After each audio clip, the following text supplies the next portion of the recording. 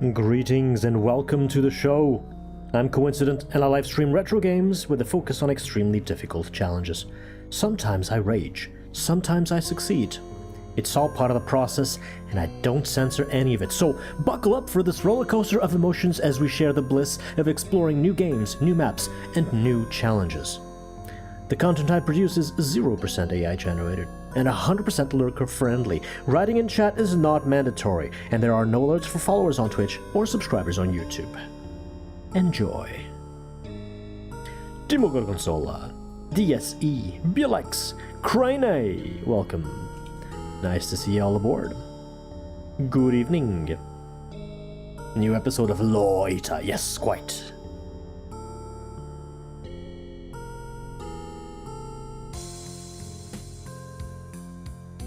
Hey, Sacred Wanderer, welcome.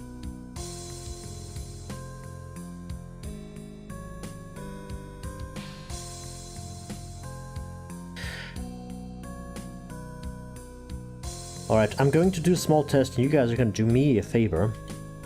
Please check if 1080p is available on Twitch once I begin this. Because I've made some more changes that may put in question the 1080p availability. I hope it didn't break anything, but you never know. Hey, AgileJackson, welcome aboard. Okay, so let's capture Doom first. There we go. So, video and audio check on both platforms. Let me know if everything sounds and looks good on YouTube and on Twitch, please. In theory, the live stream on Twitch will have a little bit better video quality. I'm not sure if it's notable. It's a very slight change, but it should be there, and hopefully it does not break 1080p. 1080p looks and sounds good on Twitch. Cursor reveal. Whee! Hey, hey, hey! Kill that one! Kill the mastermind! Kill the revenants! Who are these guys over here? Who's this? Who's that? I'm gonna click this one. Click. Do I get to kill DSC? Oh no, the cursor's behind the text. What's happening? DSC is killing me. Ah, cursor's dead.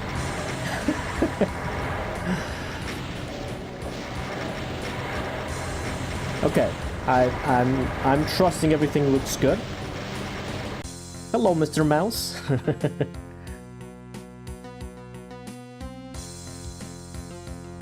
All right, let's go with some Grim Dawn.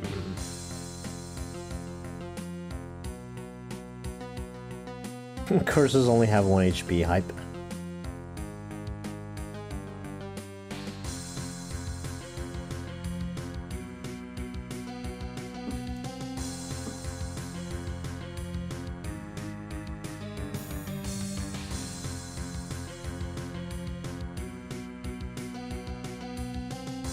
It's a MIDI from Sunder. Yes, I've added the music tracks from Sunder recently. This is from map 17, Archives of the Technomancer. Man, that was a good one. That was a really good one.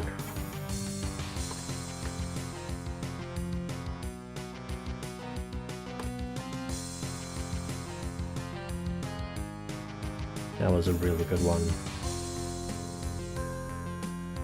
Okay, as for Grim Dawn...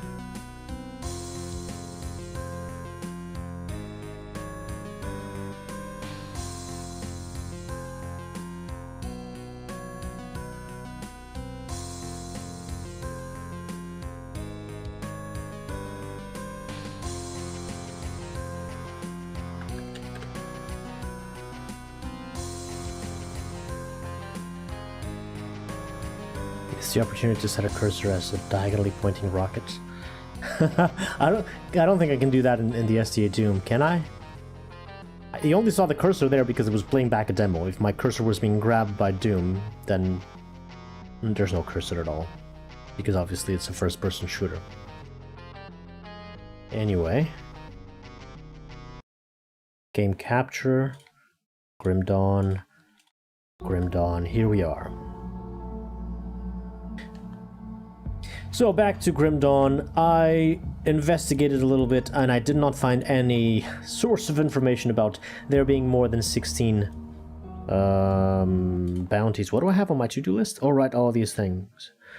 There was something else I wanted to add, but I kind of forgot already. Whatever. I'll remember on the way, if at all.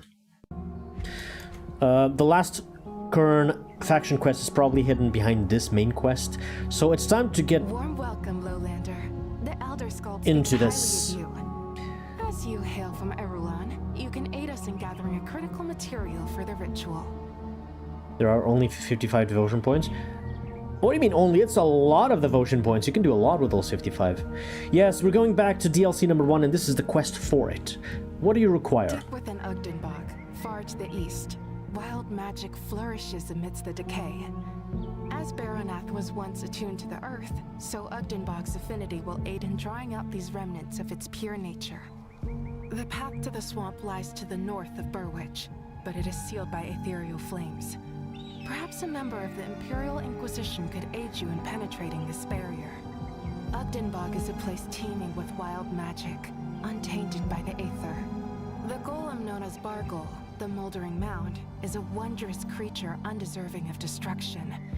But sacrifices must be made to spare Baronath of its corrupted fate, and thus all of Osterkarn with it. Bargol's essence, and that of its root children, will be pivotal in revitalizing Baronath's memories of whence it came. I will get what you need. I only know of Ugdenbog from texts, but I hear it is a treacherous place. Take care out there. How do I get to Ugdenbog? The path to Ugdenbog lies to the north of Burwitch, but it is sealed by ethereal flames. The Aether is beyond my study, so I cannot say how one would breach such a barrier. Perhaps someone from your Inquisition could aid you in penetrating it. I know just a person. Hey Robin, welcome to the stream. Oh, by the way, I've made a few changes to my builds, and there's something that's going to change around here, which is Wind Devil. I'm going to put 1 point in each of these, and I'm going to get more points there, because this is actually important to trigger some of the endgame devotions. Also, the devotions are completely different. I need to respec quite a lot of stuff. Devotions is going to be complicated to respec. Skill points should be easy. Let's do that before we go. So, what am I? Veracity. I don't know it by heart. So let's do this with some music. I don't know it by heart. Let's go here and here. This build is almost finalized. I've got all the components, all the augments, and even the ascended bonuses of all the pieces of equipment, all the skills figured out. This one I decided is going to be a 1-point wonder. That's a 2-point wonder. Level 7. Oh, that's a soft cap for the plus 2% lifesteal. Okay. And there was something else. Everything else is maxed out. This is not, obviously. So everything is maxed out except 1, 2, 3, and 4.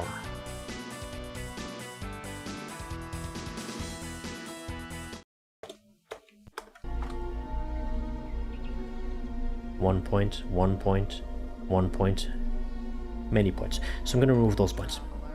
It's not like I'm going to run out of lifesteal anytime soon. Even just 1 point here gives me 13% lifesteal. Okay, and now we have 11 points to put on other things. All of the others should be maxed out. Ooh, right. I was putting points. I was gonna put points there next. Okay, that's fine. That will be next, and that'll be good. We can put the ones we have to spare. All of the others have been maxed out. As for the stuff in Shaman, this is the most important. That will be maxed out too, but later on. And now I want one here. Double skill, player damage bonuses. Yes. Part of this will be converted to physical damage later on.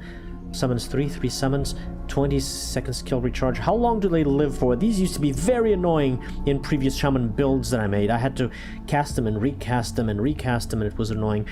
This is cold damage, also will be converted to Pierce, and it slows down the enemies, which will be nice. As for the extra points, I could go there, but that feels like a waste. So now I'm going to put everything else here.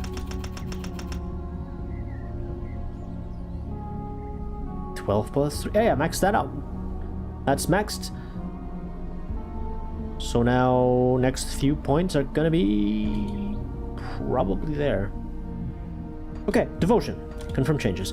Devotion, devotion, devotion. Right, the devotion tree changed a lot. Devotion. Right, so the turtle is no longer there. The jackal is no longer there. I want Sailor's Guide and Scarab. And also this one, Empty Throne, will be super important. So let's try and...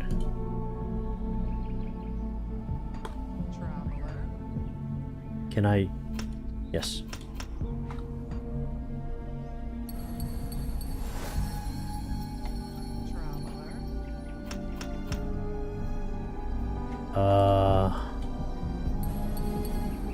Can I remove turtle? I can. This and Scarab. I think I removed the panther as well. I removed the panther as well. So it's Mantis, Guide, Scarab, Throne. Mantis, Guide, Scarab, Throne. Remove the panther. No! What are you doing?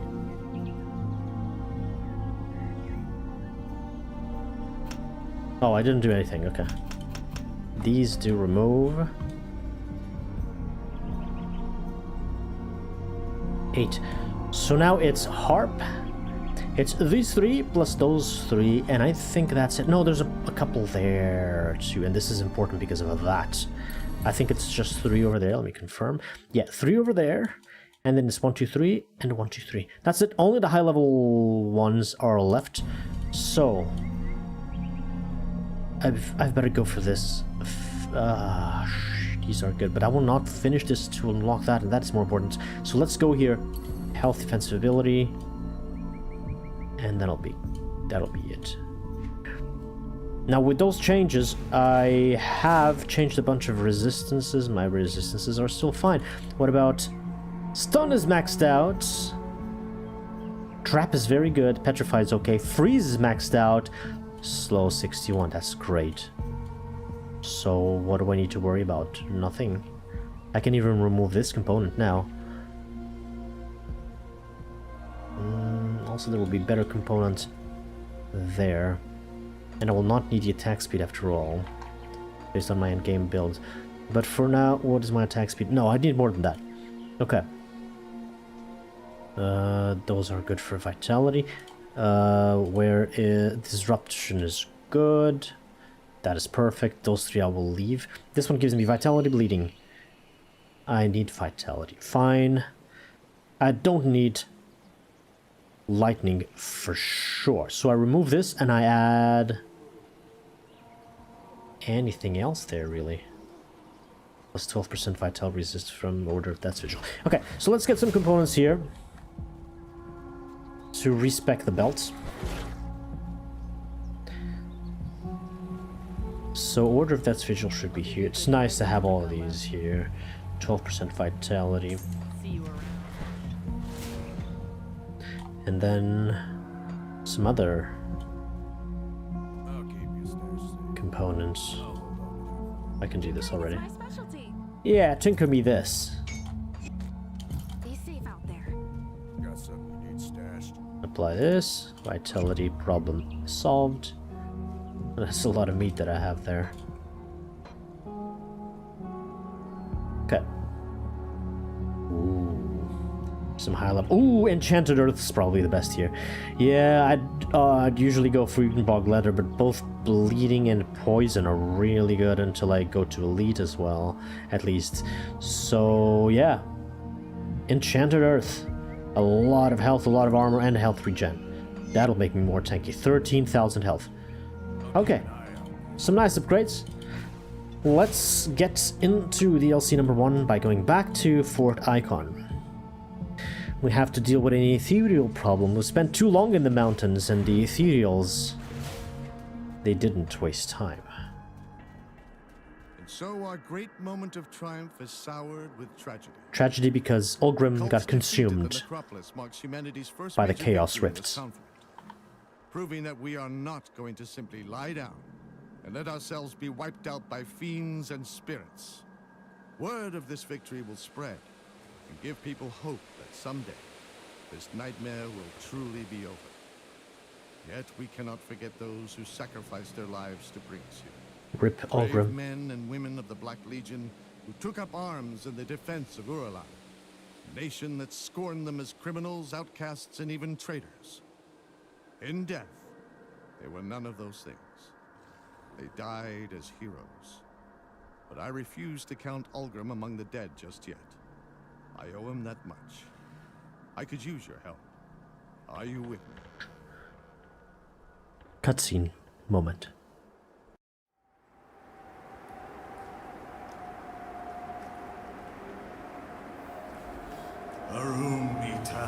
Volume alert. Loith soler, loith bismir, monum ulgrum thonokolo uto crane! Attack fellow!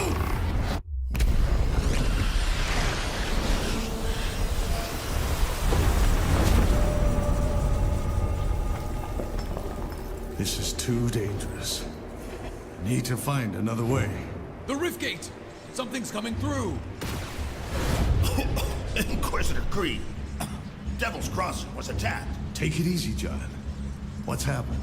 Some new kind of ethereal. Just smashed right through our defenses. We need reinforcements. We're in bad shape. I'll send help, but I can't spare much. We're equally pressed here.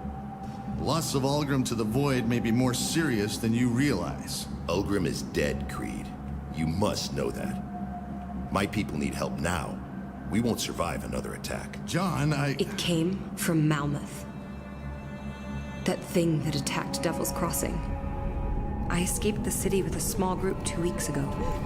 Most died crossing the burning fields. My father was pulled into the bog by cannibals. I had to leave him. I was the only one who made it to Devil's Crossing. Malmuth has been a living nightmare since the Grim Dawn. I was part of the resistance there, if you can call it that. The Ethereals toyed with us, as if we ever had a chance. They let us fight on because they needed us. Needed our bodies for the grotesque things they make deep beneath the city. You think you're safe here, behind your stone walls. But those things from Malmuth will keep coming, and they will find you. And no fortress will ever be able to save you. a chilling tale indeed. In our fight against the Chthonians, we've overlooked a growing ethereal threat. We must find Ulgrim. But maybe we can aid Malmuth at the same time. You've already done a great deal, but we must ask for your help once again. We need you to strike at the heart of the ethereal invasion, far to the east, in the ruined city of Malmuth.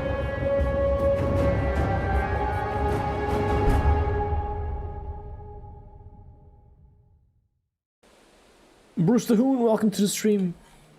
Ooh, lore. Yes, please. Oh,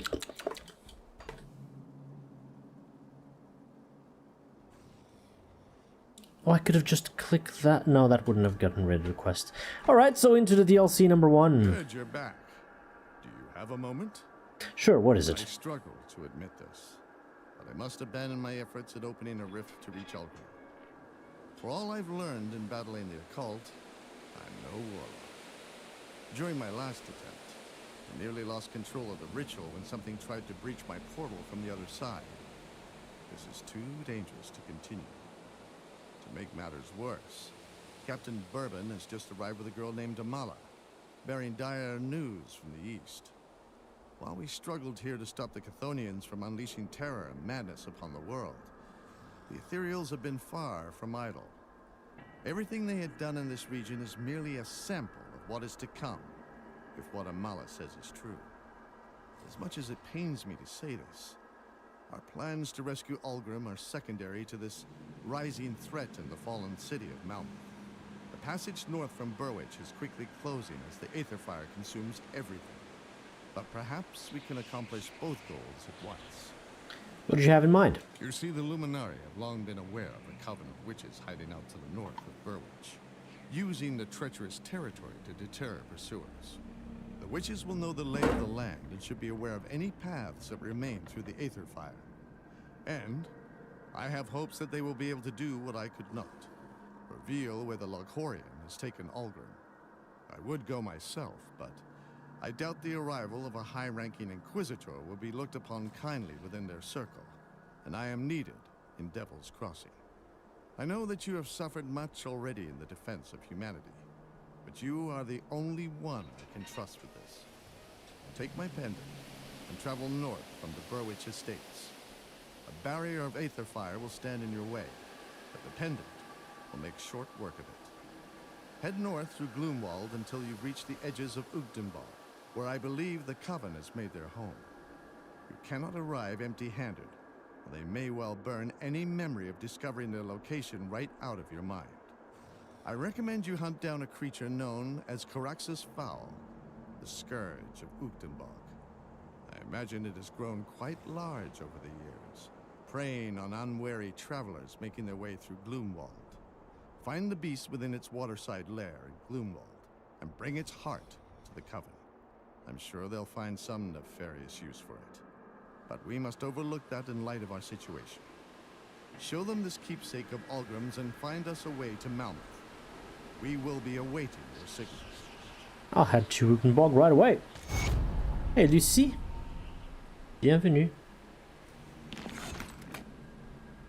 Couple of new quest items, and there's another quest here. Excuse me, could I have a moment of your time? I overheard that you will be headed beyond Gloomwald in the hopes of reaching Malmouth. It's noble of you to spearhead this effort, but I was hoping there was something you could look into for me. You see, I did not travel down here alone. I was with my father. He was injured in Gloomwald, and I had no choice but to leave him behind in search of aid. My father and I were part of a small group that managed to escape the confines of Malmouth's ruins, but we did not get far before the casualties began. The spreading Aether Fire and roaming ethereal saw to that. But it was not until we reached Ugdenbog that the horrors truly began. Cannibals, poisonous fumes, and even carnivorous plants threatened our every move. By the time we entered Gloomwald, it was just my father and I, but we were not out of danger yet. A pack of cannibals ambushed us in the night. My father was injured in the fray. While it wasn't fatal, I had no choice but to leave him so that I could find help. Eventually, I found my way to Devil's Crossing. I'm not sure how long my father can survive on his own. He was never very good with weapons, or much of anything for that matter. Nevertheless, he's the only family I've got left, and I want to look for him. But the Inquisitor insists that I first debrief him on every detail that I can recall on Malmouth. On your way through Gloomwald, will you spare some time and search for my father? He cannot have strayed far from the main road. We'll find him. Alright. Couple of quests, and let's go. So first of all, what the hell happened here?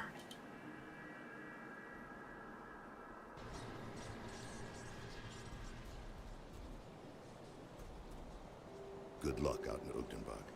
I've only traveled north of Burwich a handful of times, and the journey was never a pleasant one. I cannot imagine it's fared any better with a lack of patrols and human activity. We're counting on you to find a way to Malmouth. That's a big ethereal. In the process of this attack, one of the vendors died, and also the spirit guide also died. So there's 2 NPCs less in this place. Does this guy still say, "Oh no, a beast has come to kill me"? So now we go straight into the farthest point outside of the tunnels of Krieg, which is Burwich Village? I think Burwich Village is faster. And we run all the way north. Nothing to kill in the process because this is a low-level area. We've been here a long time ago. There's a boulder in the way. That's not a problem. Yeah, not even the Aether Crystal gives me crystal drops. No point in farming these. And that's where we go to.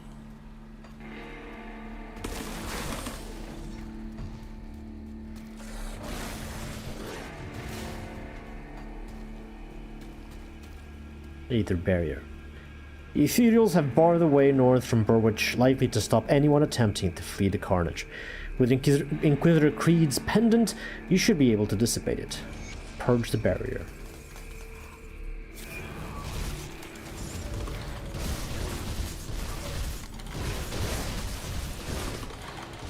Oh, wait. I'm not using the new skill. I'm not using the new skill. The new skill, what? WASD? I'm not using A or S. Let's do A. That's not A. There we are. 3 little tornadoes following me. These are summons, not pets, which means they scale with player bonuses and they attack enemies independently. They have no health. They are indestructible. Do they last forever? It says 20-second skill recharge, which means I can only resummon them after 20 seconds. But they do last more than 20 seconds. How long do they last? They changed this skill. Also, they're not noisy anymore. They used to make a lot of wind noise, like... and you were constantly hearing that. Now they are silent. That's good. Will it last forever? I mean, if so, I just put this somewhere else and don't worry about it. You max the ethereal hatred in no time. Yes, and I want to farm Black Legion reputation because there's a quest there that's on my to-do list, in fact. Okay, we have some tornadoes now. All 3 were summoned at the same time. So if they don't last an infinite amount of time, those things will all 3 disappear at once, and I'll notice that. Let's see what happens. Now for the time being, those things are dealing cold damage, furniture. And cold damage is not super important here. I actually don't buff cold damage at all. But as for devotions, I could change a few things. I still don't have others outside of this. They are better at this. And that's pretty good. The other devotions, well, later.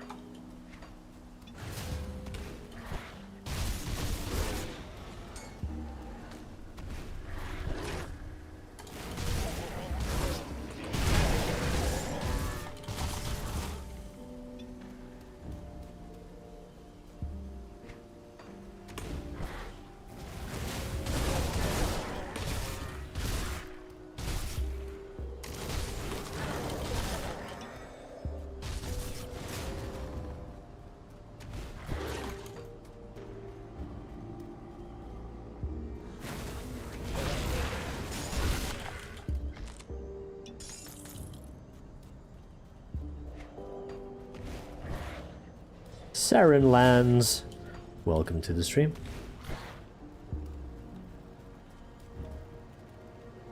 Hey Pekka, how are you doing? Some rover merchants in here. Beware, traveler, the lands ahead are as foul as they are deadly. The stench of Wendigo is heavy upon the air.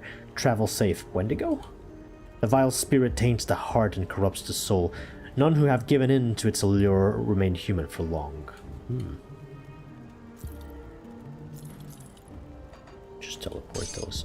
We keep the Ulgrim's keepsafe to show the witch cult, the witch camp in Ugdenbog, and maybe find Ulgrim.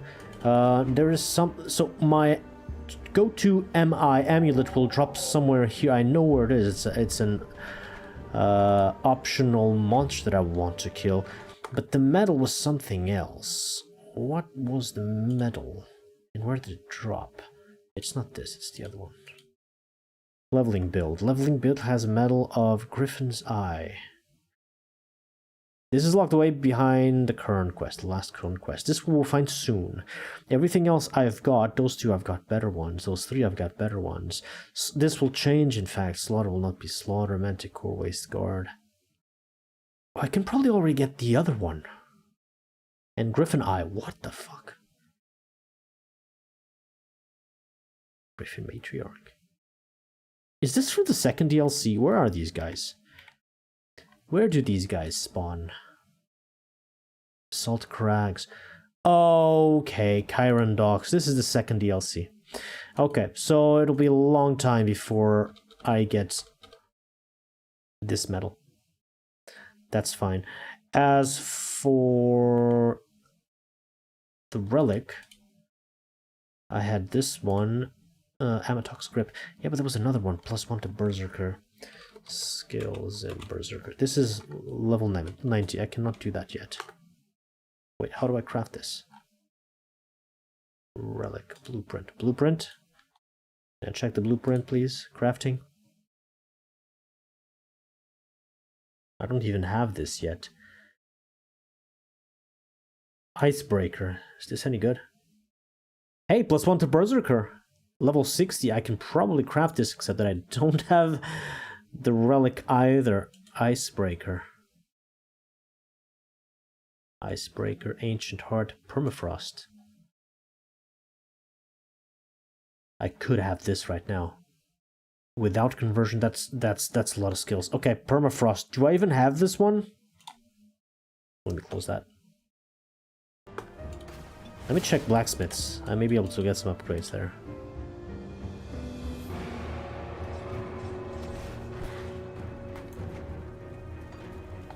I don't remember getting blueprints for those, so maybe not. What was it called? Permafrost. Okay, where does this drop? I'm pretty sure I don't have this. Permafrost. Noctucari's things. Ancient Heart. Glacier. This just sucks. I'd rather keep Slaughter. So no, I don't have Permafrost. No. What do I have? Slaughter. I'll keep with this. Yeah, piercing, a little bit of bleeding. Doesn't give me any skills. Dual wielding technique is nice. Whatever. Can't really get better relics until I farm those blueprints.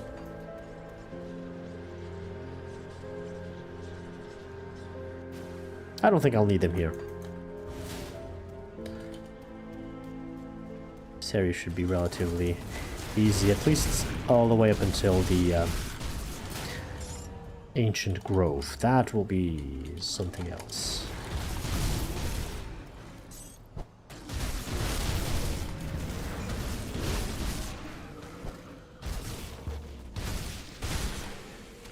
Hey, my tornado friends are working.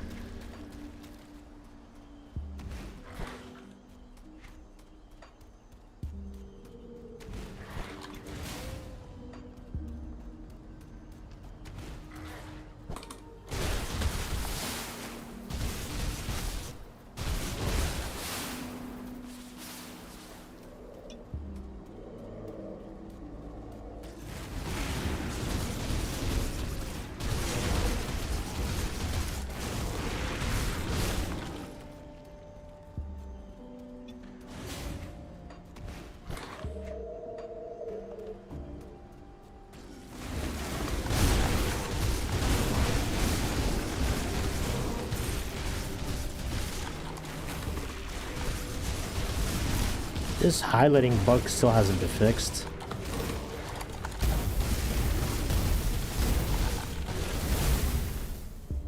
Hey, Daka. I completed Astercorn. Not really, but I can't go through anymore before clearing some quests in the other DLCs, so I'm gonna do the other DLCs first. Boom chest in here.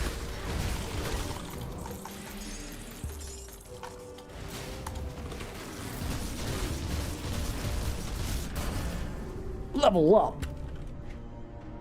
Ezek and some extra points. Yeah, we maxed this out.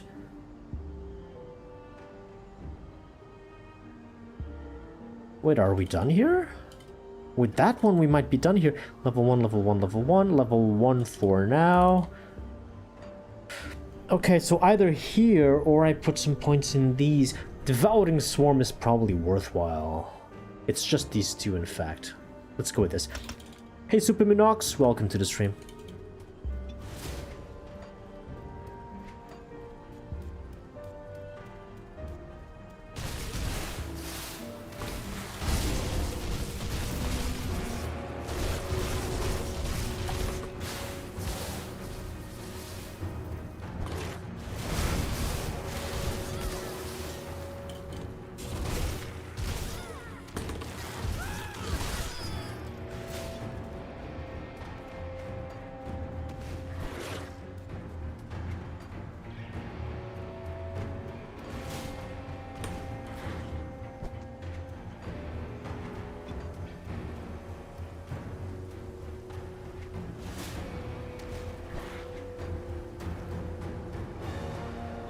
There's a cellar door there.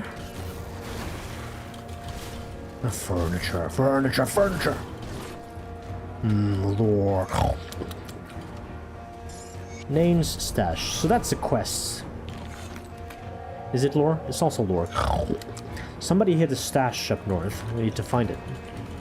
We better have some dynamite for that. I smell furniture. Furniture? No?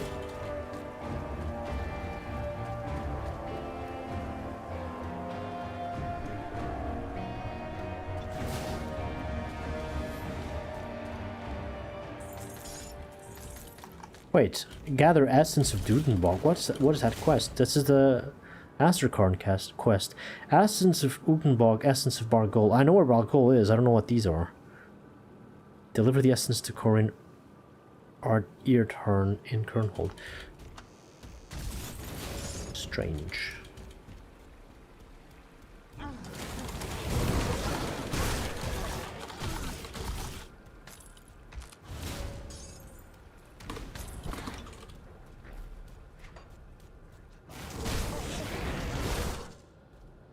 Boom.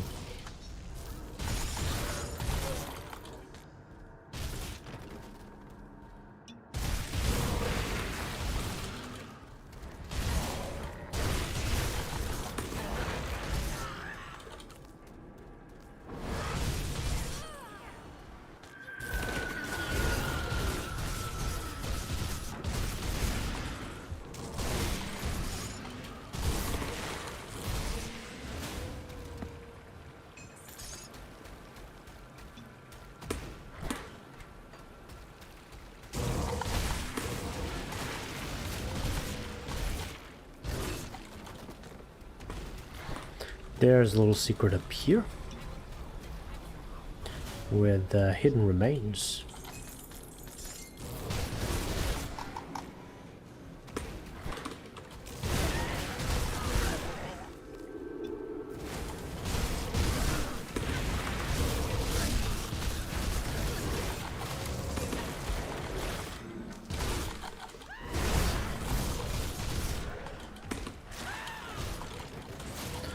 Somebody's stuck in the rock? No more. You're welcome, by the way.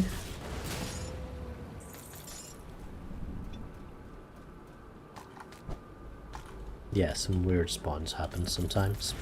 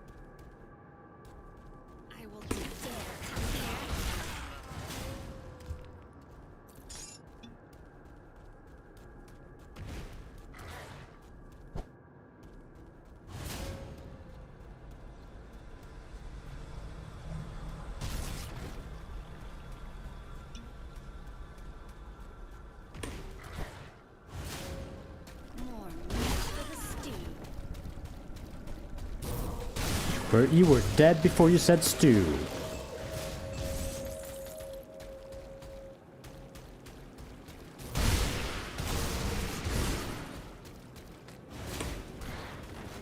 Secret here, destroy the furniture, of course, and secret hidden behind. Another hidden remains, yeah, there. And the berserker likes stew, yeah. Meat stew.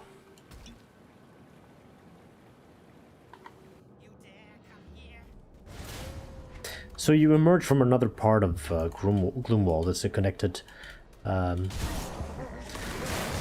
cellar between two houses. Furniture. What was here? I hear it. Furniture must die. Clocks must die. What is that blue thing over there? Ooh, a nice arcane. Arcanes die now.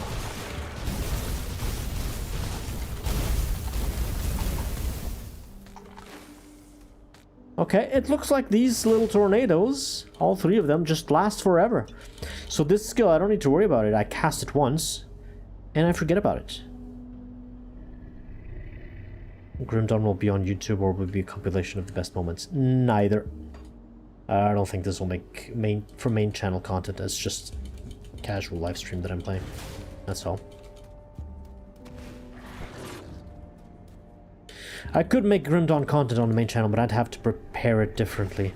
Okay, so what if I just do this? Valley Cry. It could be anything. As long as I cast him now. Yeah, I can cast him here and then go into werewolf form and no longer need to worry about those because they will never be in cast. Hola, flower.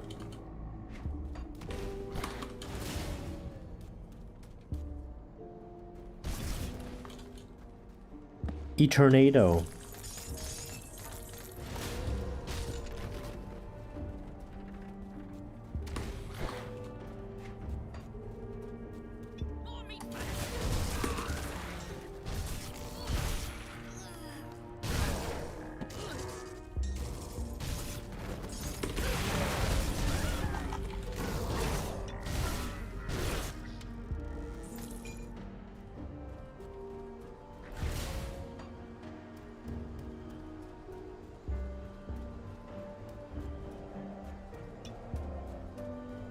You got a nice color?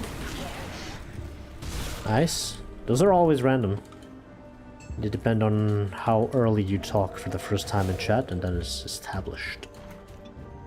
But yeah, random. Compilation of boss battles? Nah. I've already deleted the footage from the other live streams. That would get 0 views on the main channel. I know I'm not putting the number of hours to create a compilation like that, hours of editing work into getting a video on the main channel that will not only get 0 views but also dissipate my viewership even more because people are like, oh, it's not Doom, I don't watch nothing Doom, so goodbye. And then, yeah, I don't know if it hurts then when I put Doom back, people still don't watch because they unsubscribed or something. It's not about subscribing, it's more about like the algorithm, and I don't know exactly how that part works. YouTube has always mentioned that if you do variety content, your main audience for your main content will never be recommended less. But I don't believe that is true. I don't think that YouTube is... Is that a mushroom circle? No, those are just flowers. I don't think YouTube is intentionally lying to people. I think that maybe the people that gave that answer don't really understand much about the recommendation system. Newest view video count is not even Doom. It is Grim Dawn, in fact. You are right, but it is not a playthrough. It's a very different type of video with a very different format. I could make more of those. It would not be Grim Dawn. It would be like, why play Doom in 90 seconds? I could do that. I would need to think about how I would sell that idea. I could totally do that. That would get some really nice views, probably. But also, I don't know if I care. Does Doom need to be sold? Do I need to sell people Doom? Sell, quote unquote, of course. I got, yes. Lore, delicious lore. For me, yes. Lead people to their doom. Hey, maybe I could sell classic Doom to all the new Doom players, the Eternal Doomers, the Dark Age Doomers. Maybe they never really gave classic Doom a real shot in the sense that, sure, they may have played it in the 90s, but they don't realize how much good custom content there is made by the community and how much high quality content there is. I could do that. Okay, let's do this. Hey, Benito! Still need to play Modern Doom. Doom 2016 was pretty good. Pretty solid gaming experience there.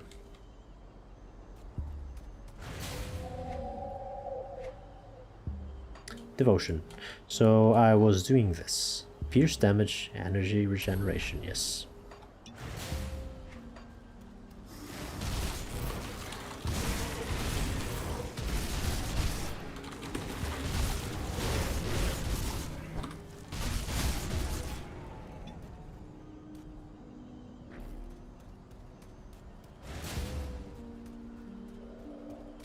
Unreal player? Yeah, it's a pretty good game. I replayed through Unreal Tournament 99 recently, actually. Oh, there we go, another mushroom circle.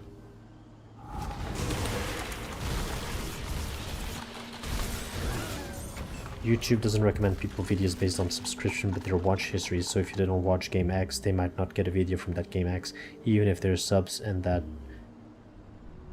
the fact that some people...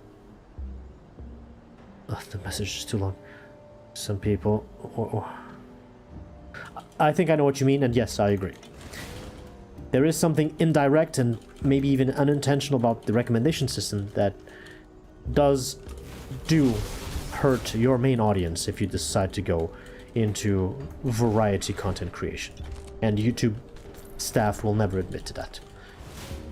Or probably even... I think some of them might know, but... There's a person here called Garrett Torvin. Please just leave me alone out here. What? Who are you? Some sort of monster in disguise? Calm down, I'm not going to hurt you. Stay back, I'm a powerful arcanist. I'm not looking for trouble. You must be Garrett. What? I mean, yes, but how did you know? Your daughter sent me to find you. Amala? Oh, my sweet Amala. She made it to safety then? Yeah, she's fine. She's at Devil's Crossing. The prison? Well, so long as it's safe, I guess I can die in peace now, then.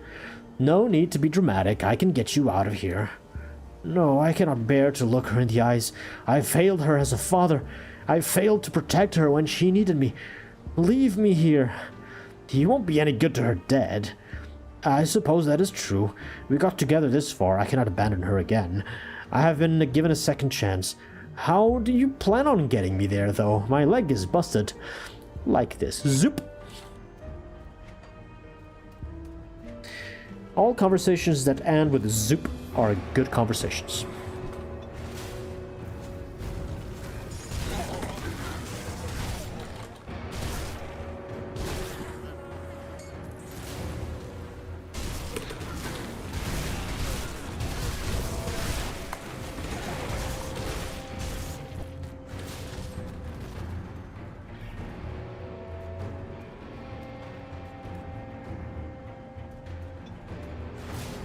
Used to be a... I guess I must have gotten the chest, the boom chest from somewhere else.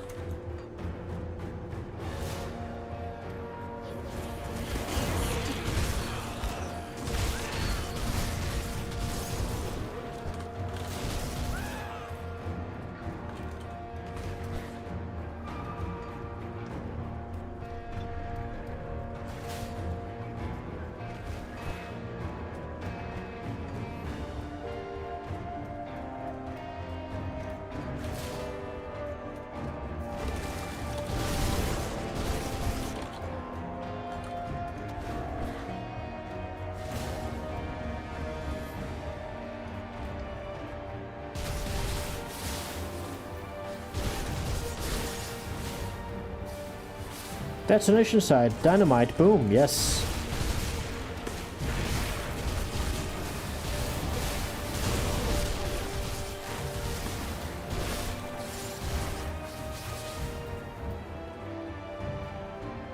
Yeah, Moonstone did well, but it quieted down now. Here's the stash of the quest of the lore of the thing that we got. Anyway, loot. The fuck is that? Wait, what? Oh! Mythical Sanguinar can be upgraded by Ashes of Awakening. Crossbow. Cool, so this is the very interesting flying rune blacksmith NPC next to Noctucaro. I'm not gonna upgrade a crossbow, but interesting that it's got its own symbol. Okay. There's something more down there, but not until ultimate difficulty.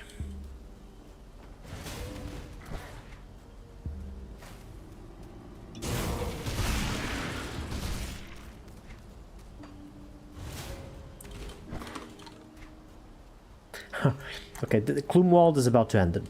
I know that the rift is just over there. It's interesting how these areas in the DLC number 1 really put into perspective the size of areas in Asterkarn, or the other way around. The size of areas in Asterkarn, like the Frostvale Highlands, the mountains, Freyol Valley, Voldur River, even the Dread Waste, the Crusul's Crags, all of these were gigantic areas compared to one area in the DLC number 1, which is basically just this. Much smaller, much more narrow, less open, and so much easier to explore 100% and get through. I'm not sure which I like better. It's good to have like larger areas to explore, and it's nice that they put in the extra work. I'm gonna tag the rift first. Put in the extra work in this new DLC to make the areas look big, but also sometimes it makes them look too open-ended, too empty. Like you're just walking. It's no longer Grim Dawn. It's the werewolf walking simulator game. And that's nothing anybody wants to play.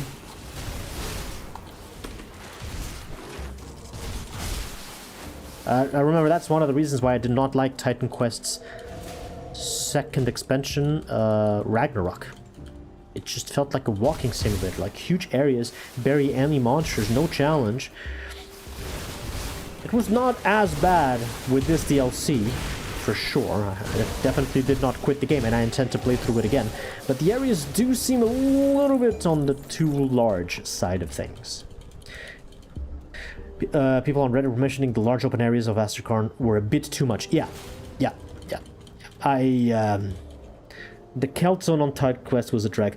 Oh, it was not that one. There were beaches with crabs and lots of creatures, and then when you reach not Asterkarn, the heavenly area of the... I don't remember the areas again. There was a place with snakes with a long corridor that took forever. Yeah. The first expansion to Titan Quest, the Immortal Throne, that was fantastic. And then the second one just made me give up on Titan Quest. And the third one, I didn't even buy it or get it. Or the Atlantis one, I was just thinking this is going to be the same, because it came like 1 or 2 years after Ragnarok. So I thought, yeah, no, Atlantis is going to be the same. It's going to be a drag. I'm not picking that up. Where you walk through town for 15 minutes before you find the exit. Yeah.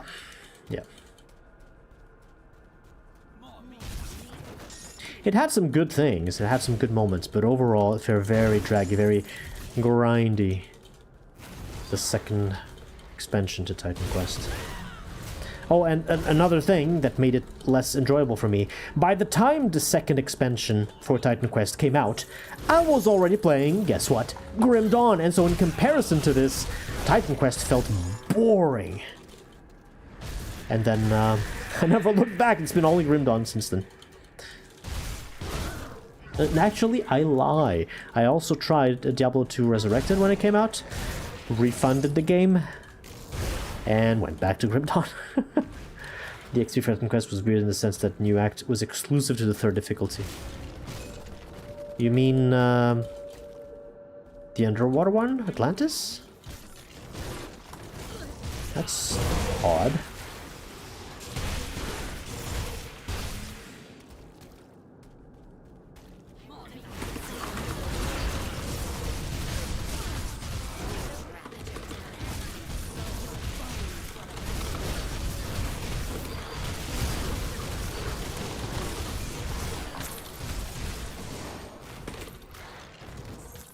Nice. Boss killed. The Chinese themed one. Ah! That was not a DLC or an expansion. That was the base game. That was Act 3. That one was good. It had great music. I think that had some of my favorite music pieces in the game. The Orient themed with the snow area and the Chinese villages. That was very nice. I think my favorite is still Act 1 in Greece, but Act 3 was cool. There's DLC that adds Return to China. Really? They did that? Oh my god. I'm very glad I never played that. I thought Atlantis was the last one.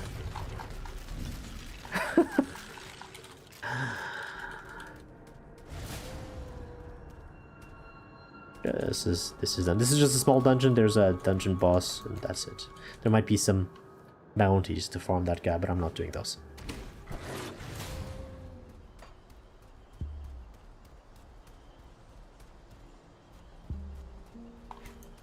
Okay, Gloomwald is done. Now into Rugdenbog.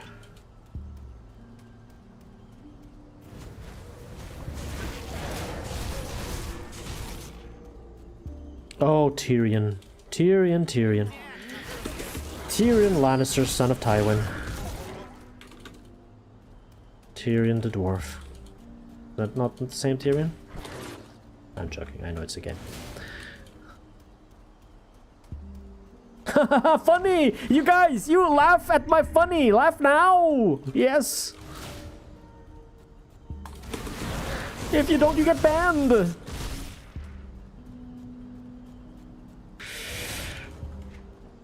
I'm gonna go straight to the camp, I think, and then I'll return to this area and farm the rest.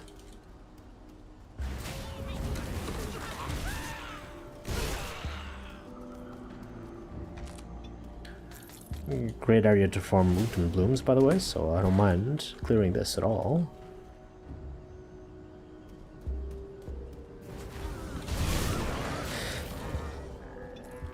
Wendigo altar.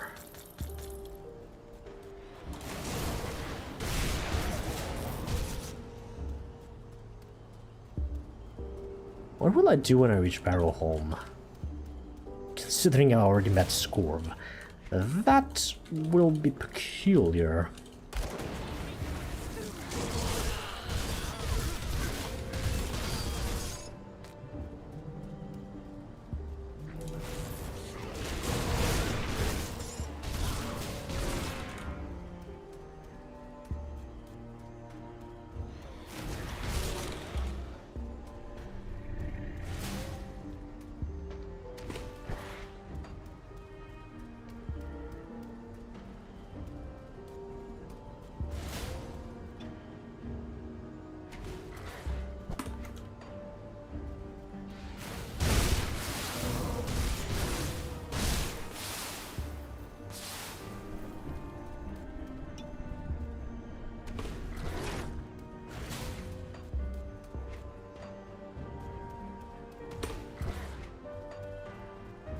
Oh yeah, this is still Gloomwald. Rugdenbog is after the camp. Open a portal here, go inside, and then teleport out.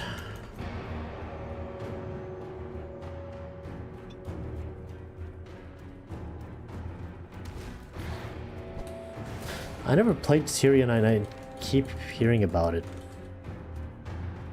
Did I miss out?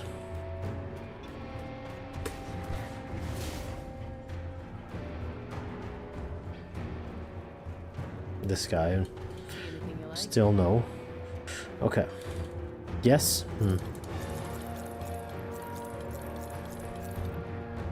Tyrion is a fantastic shoot 'em up. Yeah, I believe you.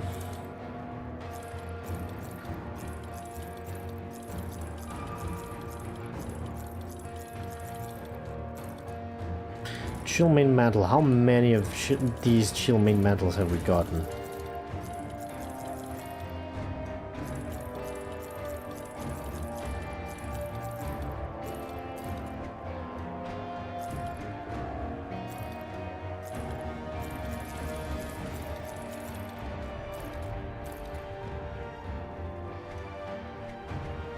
Yeah, you have recommended to me the soundtrack before. You have. Hey, Alex. Hello. Shield main mantle, less armor, no pierce, no conversion. Less defensibility, less armor, even a bit of health. It sucks. What about this? Amarastan pauldrons. A bit more armor, less pierce, less conversion. Ooh, more offensibility and defensibility. Less armor, in fact, not more. Avoid projectiles, not bad. And then poison bleeding versus poison bleeding and pierce. No, the resist. And +3 to werewolf. There's no way. Okay, no pierce damage, but more armor, more physique, physical resistance, the same. DA on the other side. Whoa, bleeding, stun, and petrify. I lose +2 to bone chilling cry. I'm not using Wendigo totem even though I could. +2 to brute force. I don't have brute force. So I would lose poison. I can probably fix that. And I would get stun and petrify. Stun is maxed out. Petrify, I don't really care. Never mind. What is this? Oh, attack speed, no cookie. So we've reached the Coven's refuge. The camp of the witches. Brewer Agathon. Oh! This is new. Coven Rudenbog. Brewer Agathon. Hello, friend of the Coven. You strike me as one that has gained an appreciation or two for a well-timed tincture. Take this wonderful cauldron, for example. It has the potential to make sorcerers quake and turn kings into blabbering fools. All it takes is the correct mix and the ratios of the right ingredients. Even the flask itself can be used to alter the properties of the final concoction. Could I make use of it? You? Well, sure, I suppose. I don't see why not. Just one thing before we can get started, and perhaps you can help me with. A little quid pro quo, eh? What do you need? This cauldron has seen much use and its properties have eroded over the years. I need to reapply its coating, and for that I need to make a salve. The recipe is simple, the materials perhaps not so much. Firstly, I will need some Ugdern bloom that you can find growing anywhere in the swamp. But the resin I require will be more difficult to procure. Are you familiar with Silvaria, the rampaging growth that has spread its roots across Utenbog? Some say it can no longer be killed, merely pruned. To acquire Silvaria's resin, you will need to find the cave in central Utenbog, within which sprouts the core of the creature. I do not require much, just a few drops, but for that you will have to contend with the monstrous vine itself. I will get what you need. So we'll unlock another custom potion thing here. That's good. Curious seeing you here, because the ingredients we need are out there. Don't give me that attitude. Where would I find Udenbloom? Udenbloom is native to the bog and grows bountifully among the rotting stumps and golems that inhabit it. It should be no trouble at all to find the 3 I need. And what about the resin? Silvaria's roots grow deep. The vine is nigh immortal, but its core blossoms in a cave somewhere in central Utenbog. Its presence is ever shifting, so do not rely on old records of the exact location. Thanks. This is DLC number 2. We did DLC 3, now we're gonna do DLC 1. And only after that will we do DLC number 2, so that one will be delayed. There's lore here. Diary. Delicious diary. Do you guys remember a witch we saved when we traveled through the Blood Grove? There were 3 men surrounding a witch. She was tied to a pole. The 3 men wanted to burn her down. We said no, and we fought and killed the 3 men. And then she, zoop, teleported away. Well, here she is, Ralia. We meet again, friend. I must admit, I had some reservations regarding your unusual state of mind, but you have proven to be understanding of human plights, even compassionate. My sisters will breathe easier knowing that you are willing to see past our craft for the people we are, and I will make sure they hear of it. Do not worry, I will not speak of your origins to the others. Even though they endured prejudice in the Empire, they are not entirely free of it themselves. That's humanity for you, I suppose. How did you make it here all the way from the Blood Grove?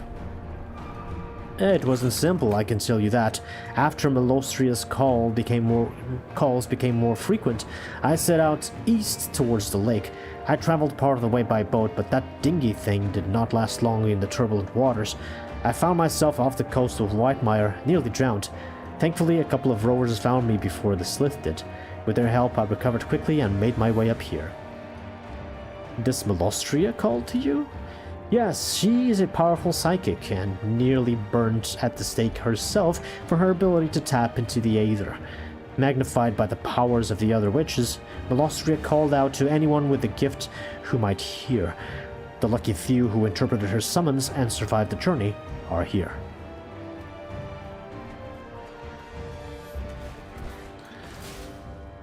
I think there's more loot over here, and a chest, in fact, in the middle of the town. It's like, hey, free loot. is just for me? Am I stealing from somebody? I don't care. I'm gonna...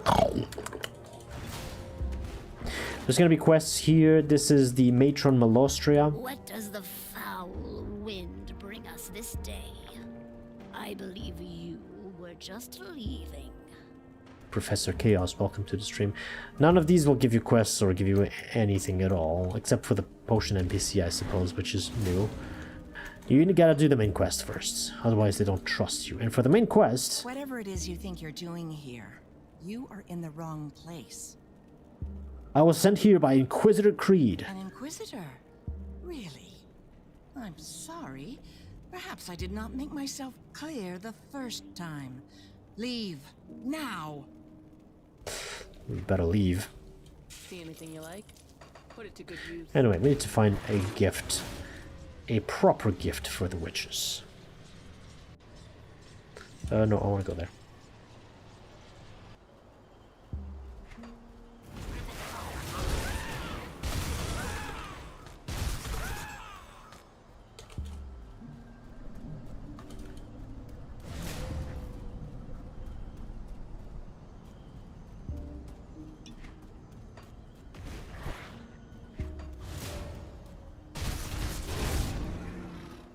I didn't hear if you answered my question. I don't know what you responded. Go ahead and ask again. It's no problem.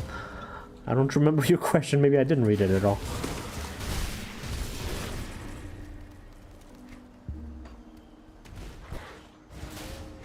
Maybe I replied and forgot that I replied and I'll reply again. The funny part is when I replied the second time, I gave a different answer. That's being old for you.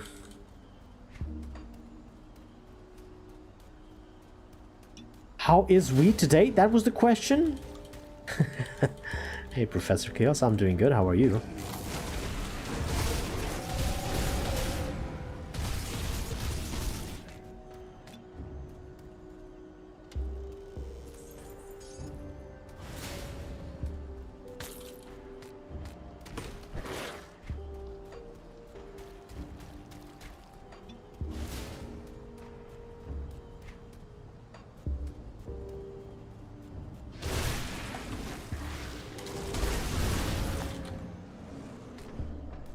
Okay, these tornado things were a good investment.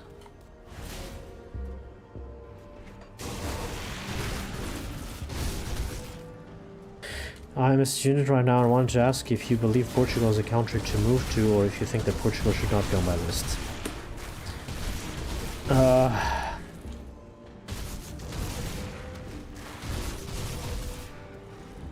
Right.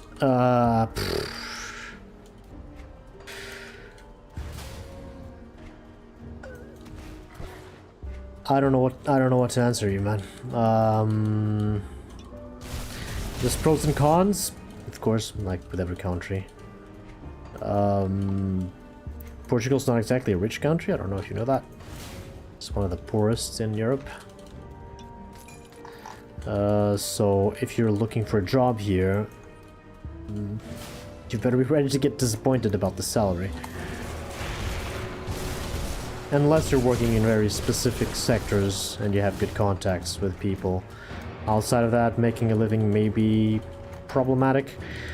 Renting prices and housing prices are through the roof. And jobs don't pay a lot, so making a living is rough.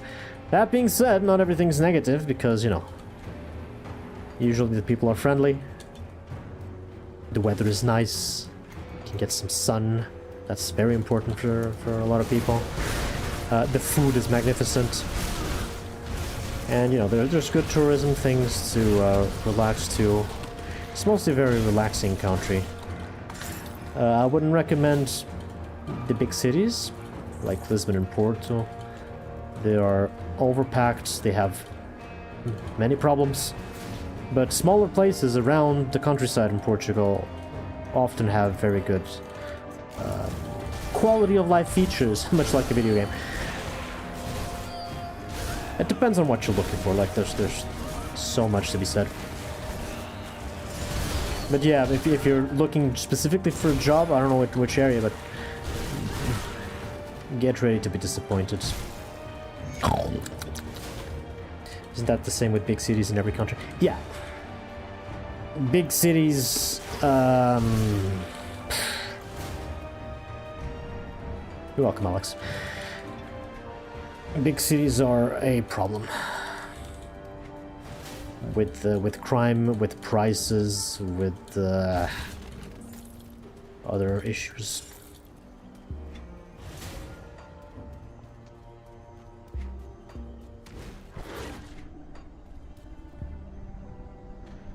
I recommend that you make a trip to Portugal, like vacation, and you know, talk to the locals, do a little bit of tourism. Don't spend a lot of money on it. Just, you know, doing a reconnaissance trip, and then decide after that.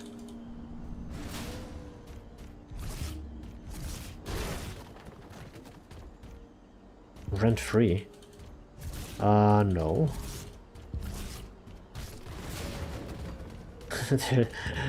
There is no rent free. My parents visited Portugal several times and even considered living there.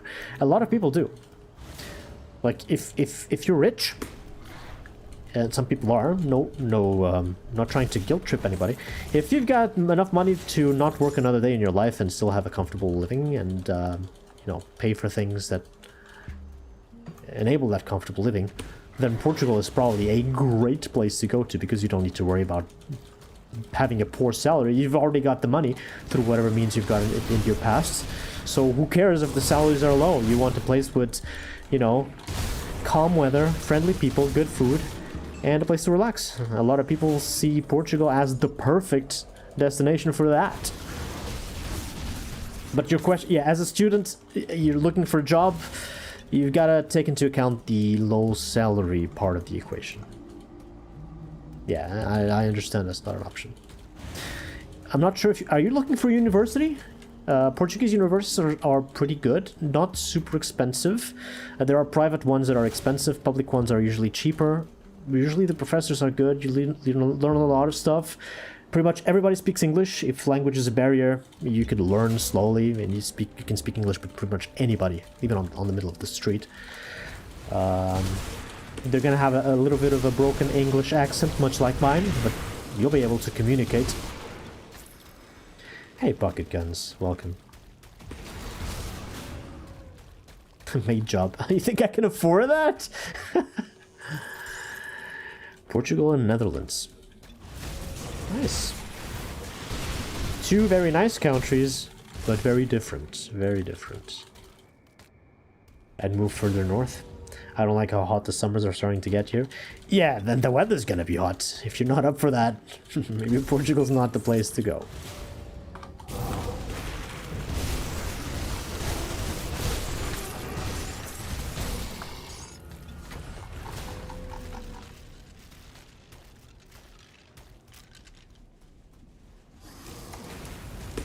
Okay, here's a big bug we need to kill.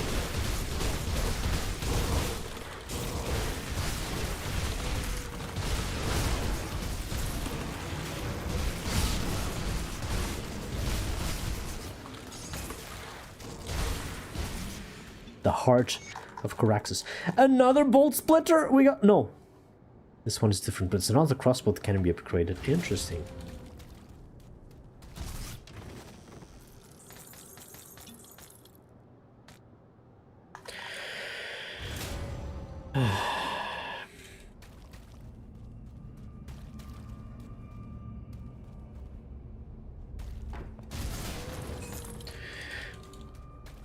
There's many things that I personally dislike about Portugal, and in the past I've considered moving away myself. I'm not sure if that will be a reality for me in the coming future, especially because now I'm married and the decision is not just mine to make. But there's even though there's many qualities to coming to Portugal, there's also considerable problems. Okay, we've got the Heart of Coraxus to offer the witches, and we've explored everything. We can go right now.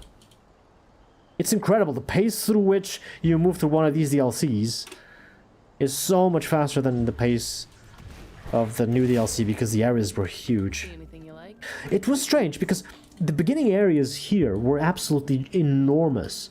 Frail Valley, Voldal River, etc. And then we got up to past the glacier's edge, and all of these were tiny. Like, it went from too big to way too small. We did this like in an hour. 1, 2, 3, 4, 5, 6 portals in an hour. 10 minutes for each. What? A short comparison between Portugal and Spain. Well, Spain's a richer country. You'll probably get better salaries in Spain. Language barrier might be a bigger problem because it is less... People still speak English in Spain, but it is less common. Weather's just as good.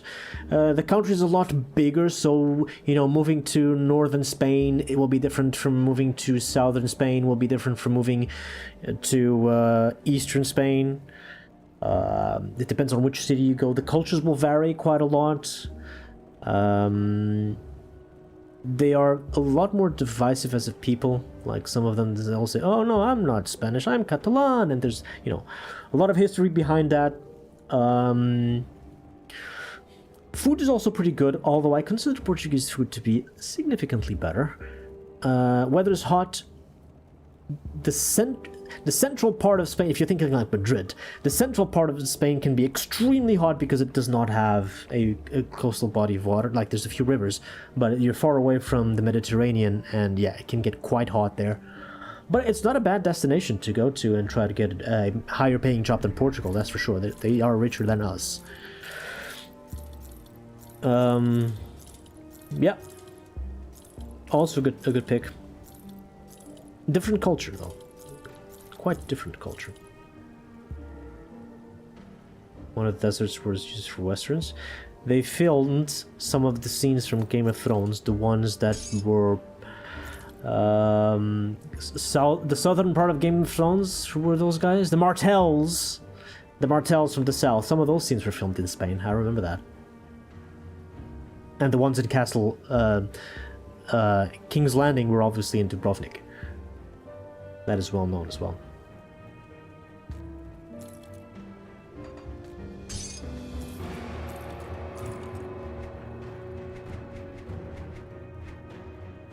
I personally wouldn't move to Spain, even if I could get a higher paying job there.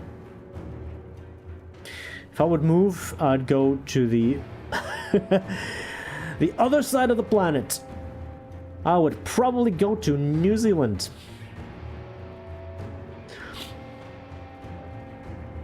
I'd visit the Kiwis. Australia, yeah. Australia, New Zealand. That would be right up my alley. You betcha. Japan. No. Kiwi territory. Yeah. Japan would be a nice place to move, but I think language there is more of a barrier culturally than anywhere else. Okay, I gotta pay attention to the game. This sucks. This...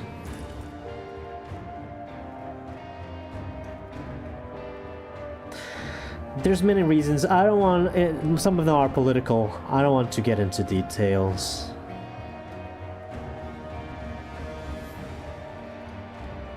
It's just a very different place.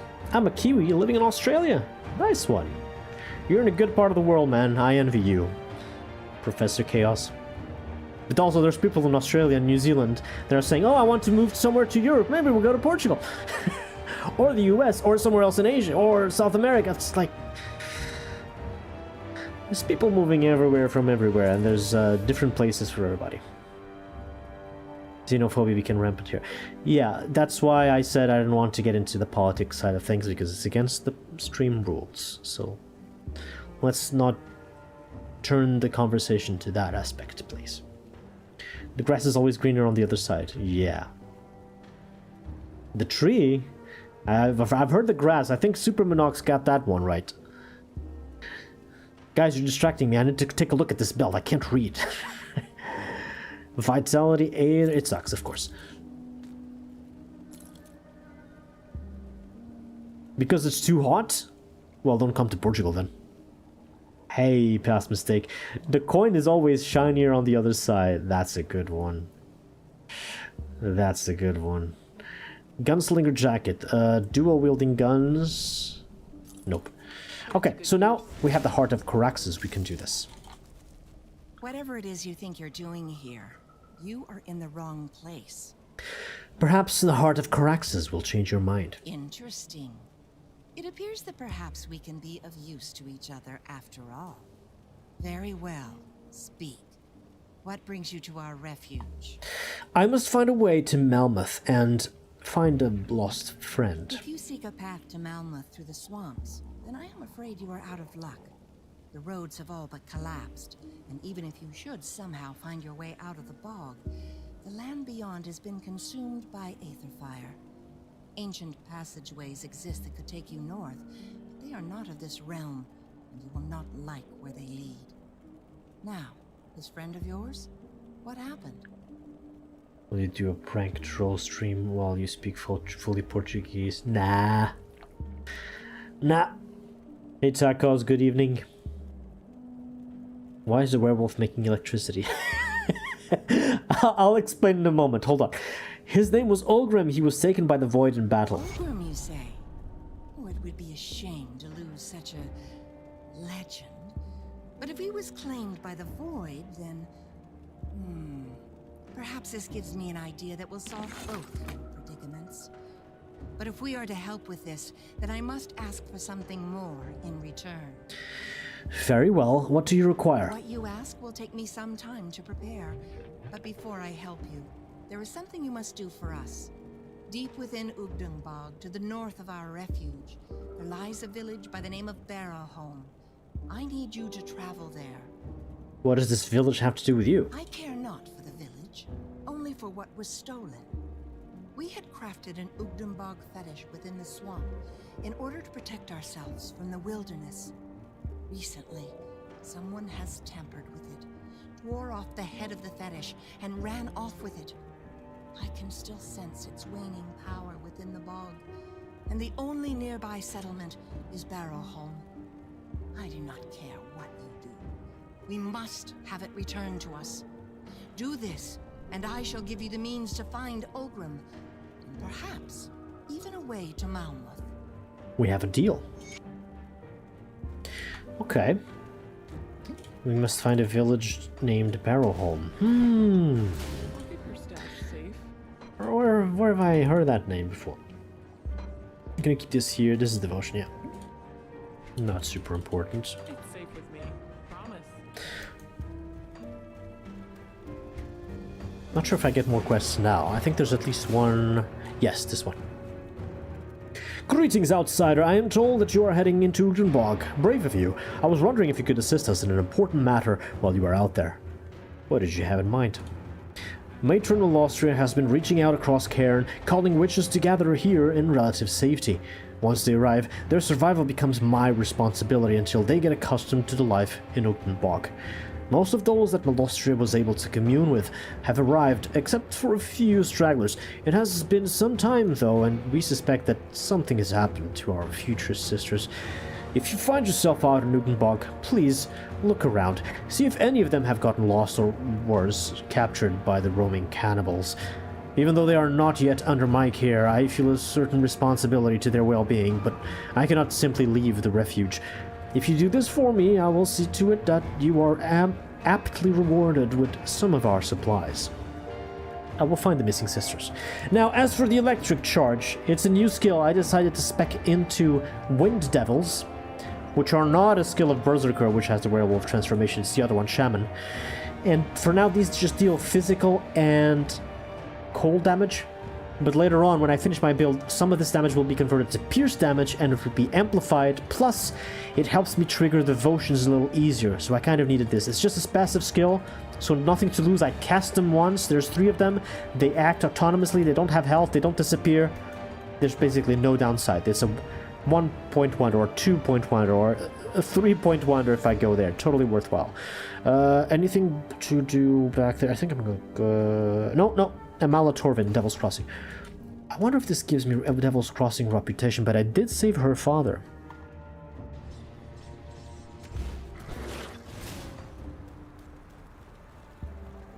There he is. Garrett Sozhran. This place is like a dream I can't quite shake off. I am relieved that my father made it safely. He was a bit shaken up, but still alive. We were never close, but he's the only family I got left. I don't know how to thank you. Oh, perhaps this. Here, take this potion. My father and I took sips from it along our journey to keep up our strength. I'm sure you'll find it useful. Yuck, you touched it?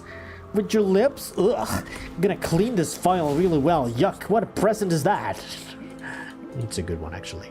Reset attributes, that respecking potion. Gonna clean it for germs, yuck. I like to eat lore, not other people's saliva. Yuck. Disgusting. Find the traveling witches and Ugdenbog stuff. Oh. 3 Ugden blooms. Oh, we'll have a lot of Ugden blooms. We need to find Salvaria. There will be the ancient grove ahead. Will I do this now? The quest is with Mokdragan. Okay, before we proceed, I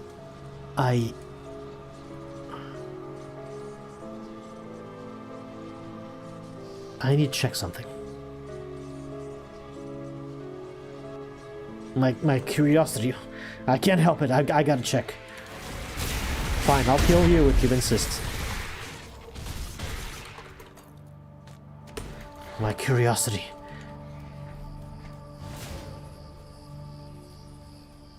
Up here.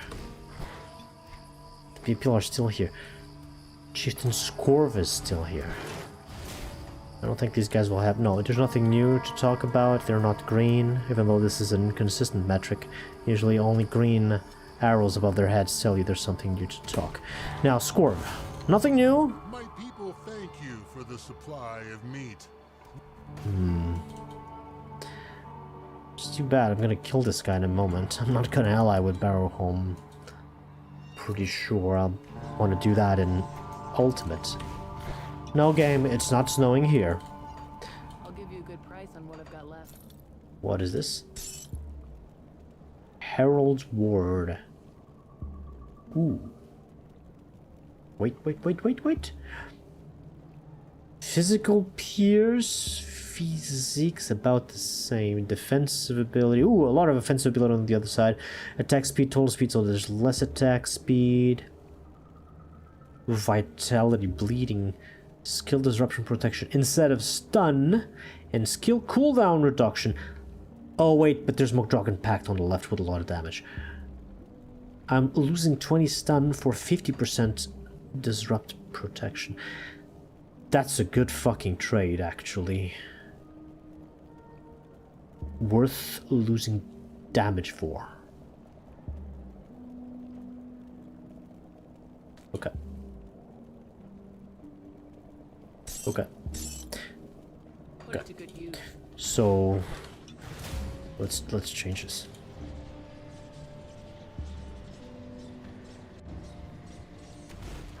Tinkering is my specialty. Malkadar's Chillbane Order of Death's Vigil. Malkadar's Chillbane Order of Death's Vigil. Malkadar's Chillbane Order of Death's Vigil. Malkadar's Chillbane. Malkadar's Chillbane.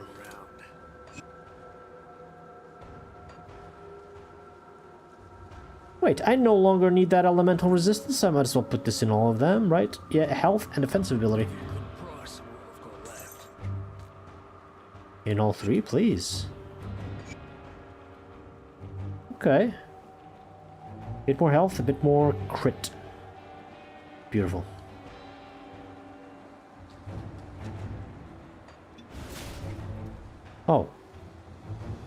Oh yeah, I got a lot more resist from that. What did I lose? Yeah, it's from this. No, elemental was not from this. Vitality bleeding means this is no longer required. Of 12 plus 15, 27. I could lose 27 on either. Wow, okay, so yeah, let's do that. Come on. You can get more attack speed on the gloves then.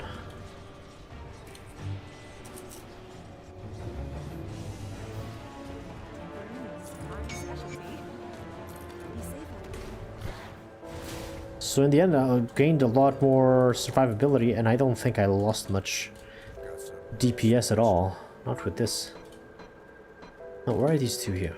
Keep them here somewhere. So this one... Oh no, Aether's a problem. Okay, I can put the Aether on the armor augment. As for this one, I do want the attack speed, so that's this. Right? Yes, attack speed. Okay, Aether resistance. That is...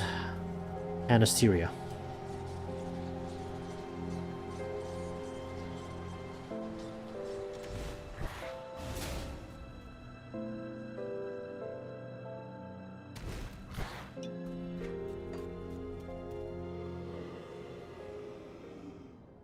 The resistance right there.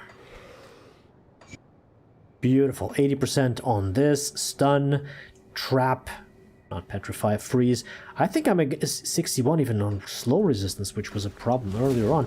I think I'm in a good shape to go straight into the Ancient Grove even. I'll talk with McDragon and accept the quest. Yeah, okay. So let's move past the Coven's Refuge and do some quests. To the east. Always into the east. Utenbach. This is a wide open area. Maybe this area here compares a little bit to the size of some of the areas in the new DLC. And this is probably one of the least fan favorite areas for people to play. Like, people don't really enjoy this area because, again, very big, very empty.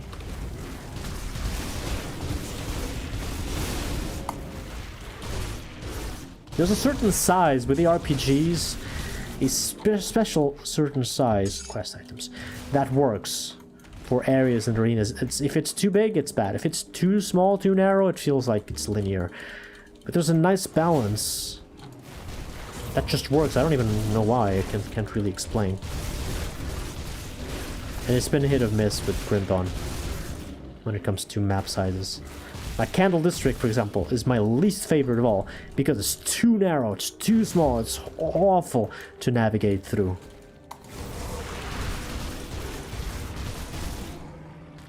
Alright, I'm only exploring the south of Utenbog on purpose because there's a small area here in the southwest and the southeast that will lead us to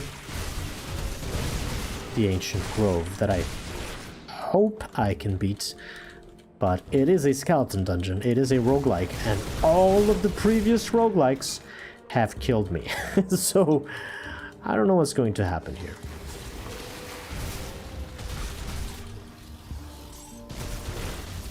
My defenses are in good shape, so maybe it won't be too bad.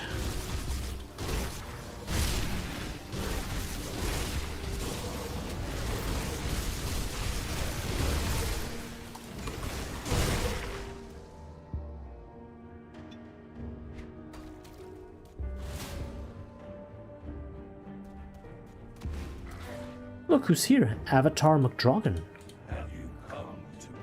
Remember this guy? Greetings, mortal. Your efforts to restore my shrine in Asterkarn have convinced me that you are the one I need. Will you assist me in an urgent matter threatening this region? How are you in two places at once? This is but a mere manifestation of my presence in Avatar. To project myself in multiple places is a trivial matter. I'm tired of your insults and arrogance. I will not reduce myself to engaging with you, mortal. Not this time. More important matters draw my attention. Will you assist me with this matter or not? What do you ask of me? With my attention turned elsewhere, I must turn to you to assist me in cleansing a once sacred place. The savage wilderness of the Ancient Grove is dear to me, but with recent calamity it has become corrupted by the very forces you battled against. Ethereal and chthonic taint now threaten to overwhelm the fragile ecosystem within and spill forth into the surrounding environment. Deep within the grove, in the heart of the forest, a once proud guardian has fallen to the infestation. Should it escape the confines of the grove, it could wreak unimaginable destruction upon your people. Though it pains me to say it, it falls to you to enter the grove and dispatch this once magnificent creature. Will you deal with this threat? I will deal with your problem. Scouts and keep, of course.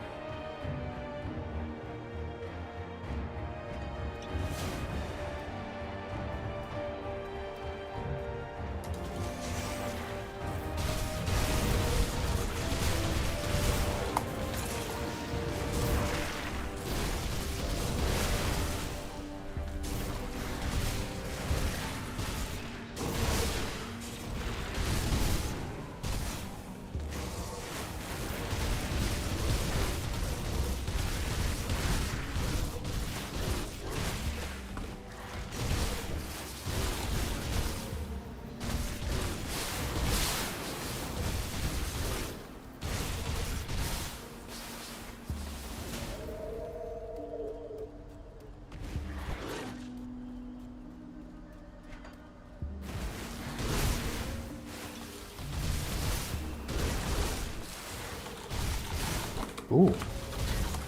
Big heroic flower. Sorry, flower, you're dead. Why did you have to be carnivorous, flower? Is flower still here? Probably not. She missed the joke. Too bad. Next time. That's what you get for leaving my stream early. Haha. You missed the best joke ever.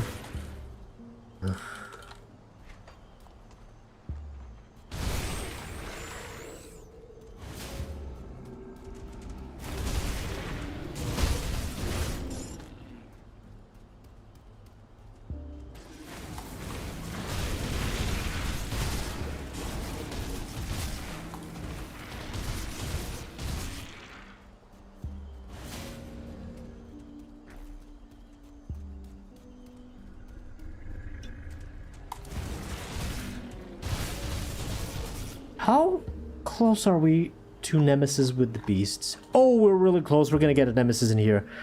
That will be death for me. And if I'm inside of the grove... Ooh, I don't know.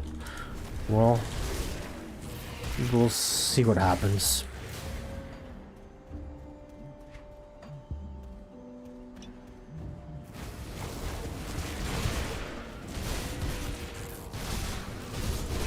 Might be close to meeting one of the Nemesis super bosses in this game.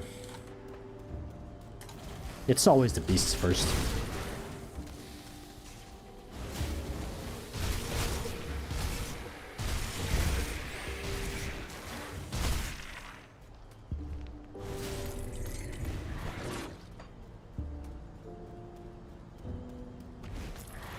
There's a secret here under these tree roots with something you cannot see because they forgot to make the roof invisible. But anyway, you mouse over and you find some secret spoils.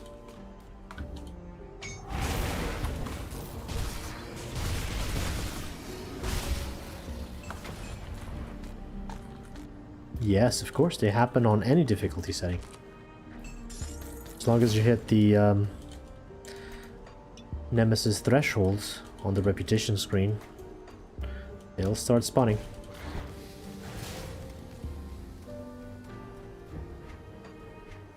Oh yeah, hold on. I got something new. I got devotion point. Here, health, pierce and bleeding resistance. Okay, now I have a lot of resistances that I don't need.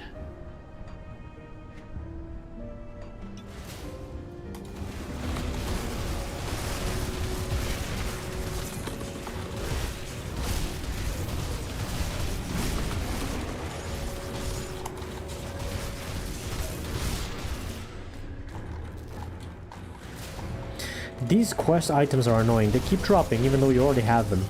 This should stop dropping once you have one, or let me get multiple and stack them on my inventory, and then when the quest's done, I'll just sell them instead of, you know, keeping something on the ground that is impossible to pick up no matter how much I click it.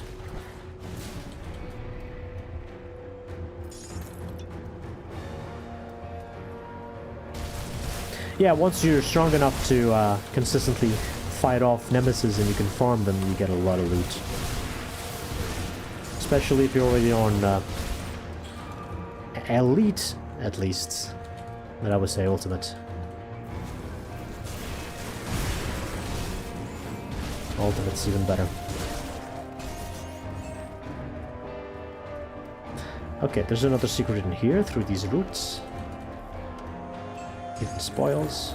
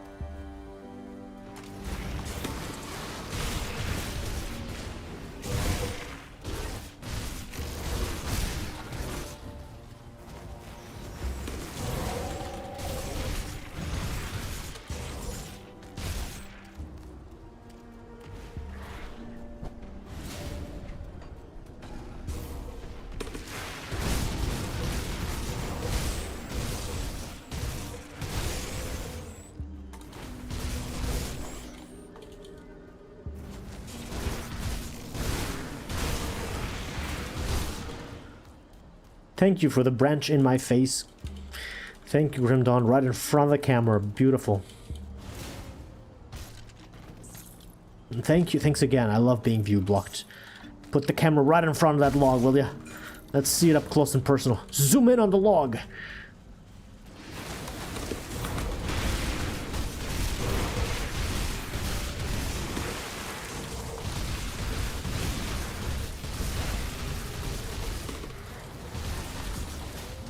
Enhance!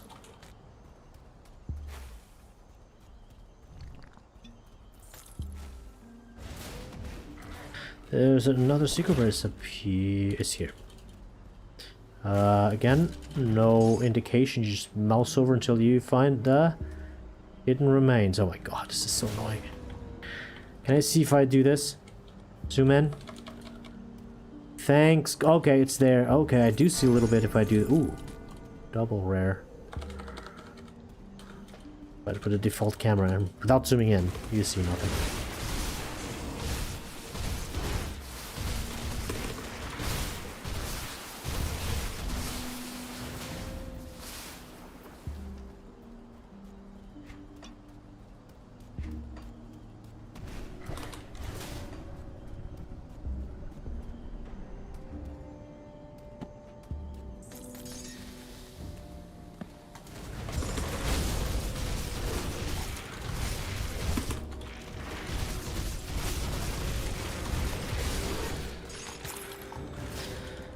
Okay, boss dead.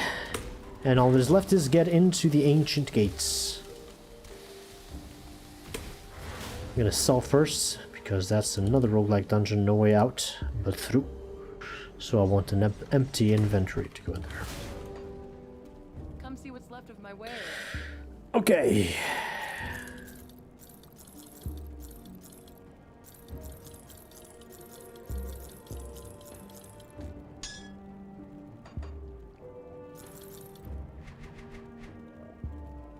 Sigil of the Depraved, Vitality Chaos, Doom Bolt 20%, Vitality Chaos, I don't care, no attack speed, no good resistances. See you around, ring. Or never again, most likely. Ancient Grove. Yep, nothing else to. I either complete this or I die here and I come back later, but I want to try it. Maybe we can still clear this before we reach Nemesis' reputation. The way to the Ancient Grove has been opened. Make haste, as the passage will not remain for long. The text remains for even less time. How fast must I read to get that? Forbidden Domain. Your connection to Rift Gates feels absence within this place. And the mutators are bad, I think. I get extra Aether resistance. Not super important. They get this is deadly. Extra physical damage. They slow me down, which is annoying, but fun. Extra chaos damage shouldn't be too bad. This one is death brawling. This game is not well balanced to get around physical damage. It's never been, even though the devs have attempted to make it more balanced surrounding physical damage, physical resist. It's still the #1 cause of bullshit deaths. And physical resistance is still the holy grail of attributes in all items, skills, and devotions. And it is unlikely that that will ever change for Grim Dawn. It's just what it is. It's how this puzzle works. You need to theory craft around that. It's the same for everybody, at least.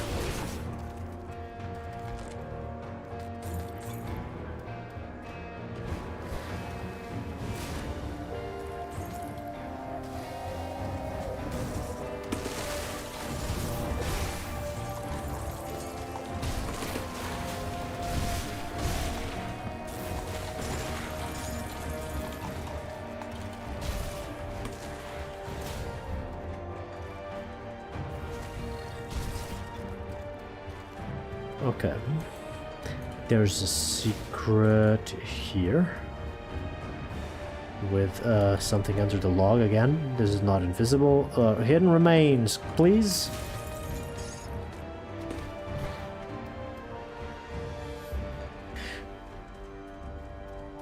Now we go down here. First challenge area of this dungeon.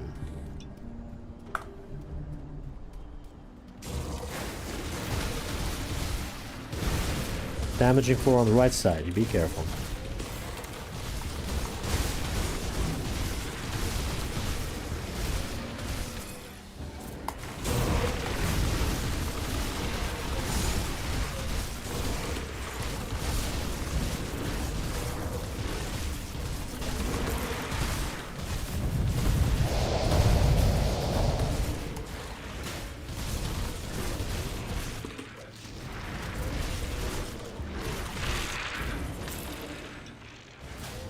Hey, I did it!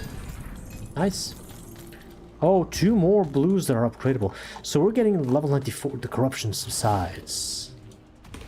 Yeah, don't stand there. Mythical Soul Splitter can be upgraded. Mythical Codex of Reckoning. We're getting, oh, 82s. Yeah, 82s is, for some items, like 84. End game levels. +1 to Berserker skills. What is this weapon? Bleeding. I want Pierce. Primal Bond I cannot use. Blood Pact I cannot use. Devouring Swarm I do use. Chance on critical attack to deal more bleeding damage. If this was another damage, if this was bleeding, pierce damage instead of bleeding, I would use this. +1 to all skills is really good, but no. We are getting into high level items, so best pay attention to the drops now. I know what I want for my build. At least when it comes to legendaries, I do. I haven't checked all epic items yet. Takes quite a long time. The database is quite big for this game. Okay, there's a mid-dungeon boss roaming around here. He does have a initial spawn, but he moves extremely fast from one place to the other, so as soon as he spawns out of your screen, he instantly runs away to another spot and then runs back and forth through different areas, and you'll find him somewhere. It's usually a kind of a random thing.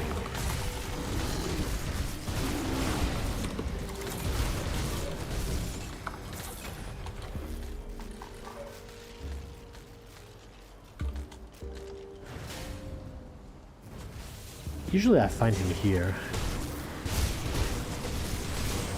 Might run through here. Let's see. Yeah, there he is. Stop and die!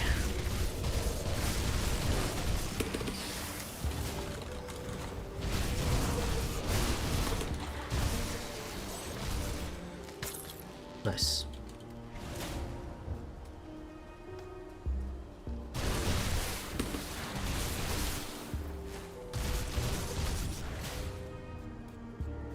Good, let's not go further there.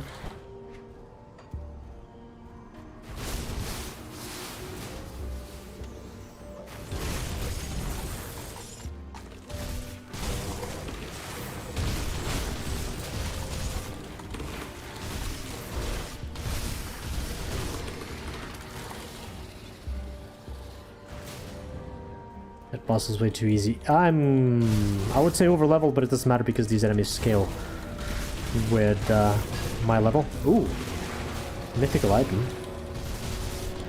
But my build is quite stable now, and I've spent quite a few resources in getting all the components and all the augments for everything. And so at this point, with 80% of all resistances, and with almost 80% of all the CCs, well, that could still kill me. Did you see that damage hit? Because that's physical, and they have extra physical damage. But outside of some things that may kill me, most of the things will feel like I'm just rushing through. The build is slowly getting stronger and stronger. Should I go here? Not yet. Let's go. Let's do this dungeon. There's another mid-boss dungeon here in an arena.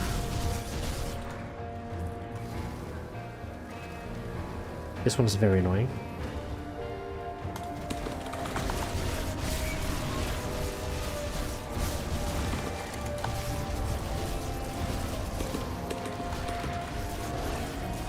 Oh, and he has petrified too.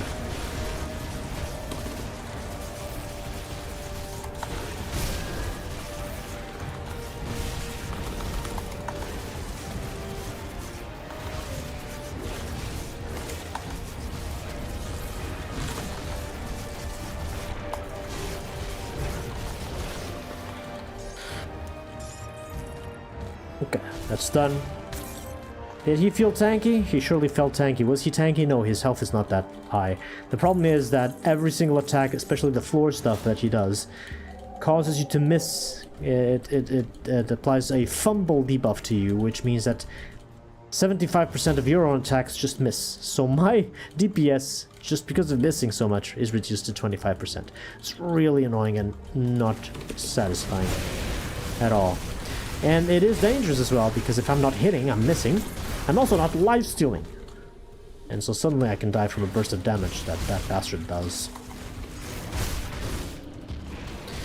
Did I hear a level up? I think I heard a level up. Yes! Level 80! It's a nice threshold.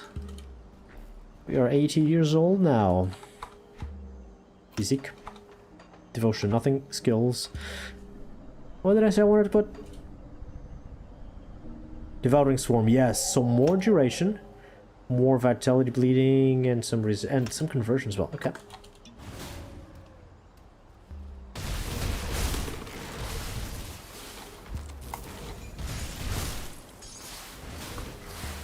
Okay, let's go down here now. I kind of skipped this area on purpose. There's a vendor there that looks a little bit different than your usual NPC.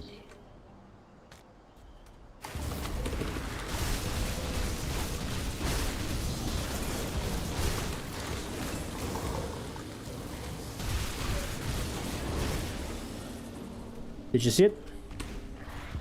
It's a plant. And we can buy stuff from the plant. We cannot sell, of course not. We can buy stuff from the plant. I'm not sure the mice that I need are even going to be here. There's a bunch of recipes. I've gotten all of them here, I'm sure. There's some fucking moving, damaging floor.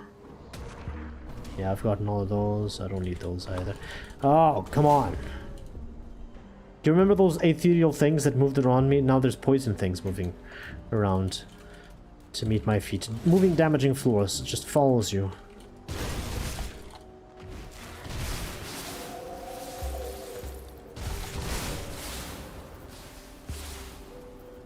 Okay, this area is clear.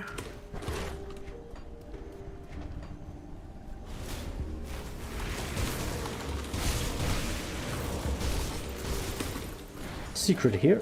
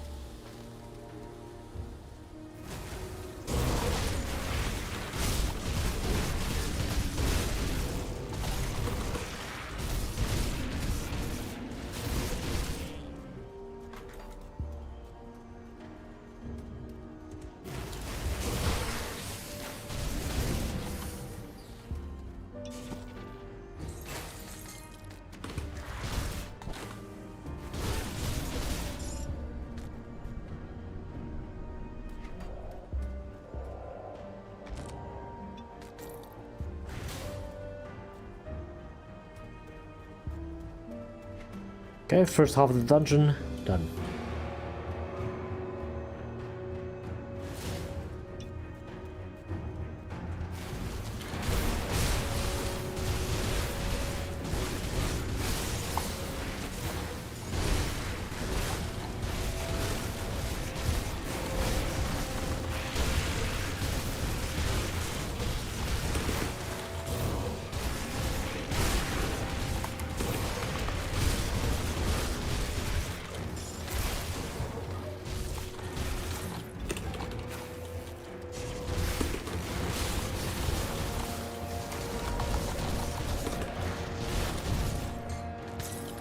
Oh my.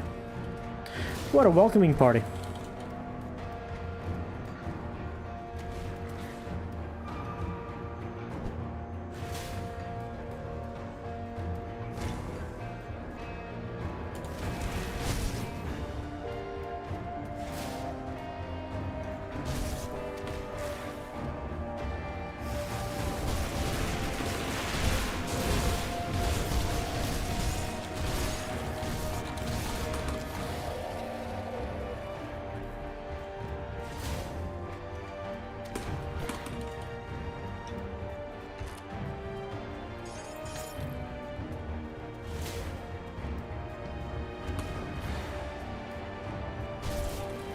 There's a secret area here. It's a huge secret area. It's a good place to farm aether crystals. The ethereals have just pooped up here. And they're contaminating the area.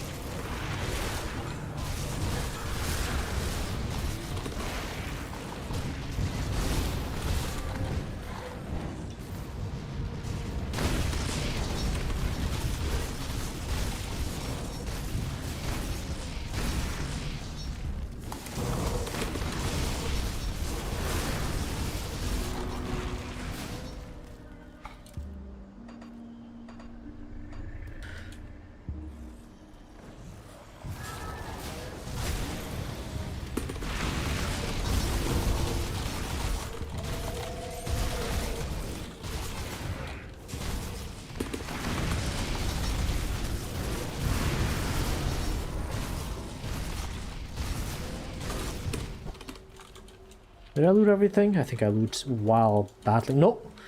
There's still a bit of loot here and there. Nice.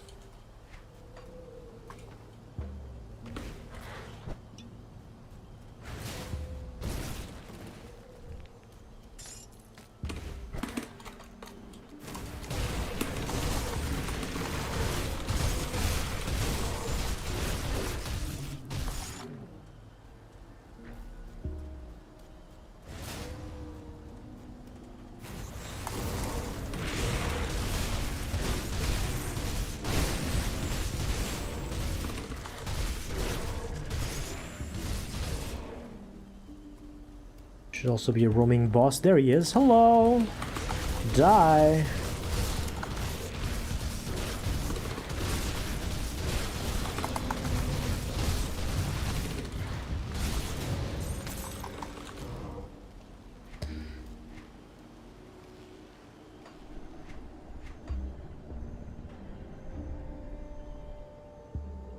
How long does this last now? 7 seconds. Secret here. Hidden remains, easy to find this one.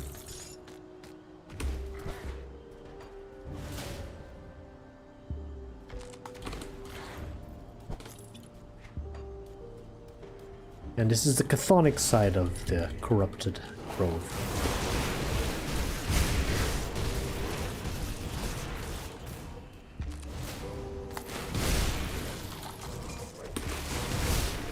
Making a huge scavenger, like I have to do for quests in the game. What do you mean making a scavenger? Is that a class? There's no scavenger class. I'm not sure what's the context of that message.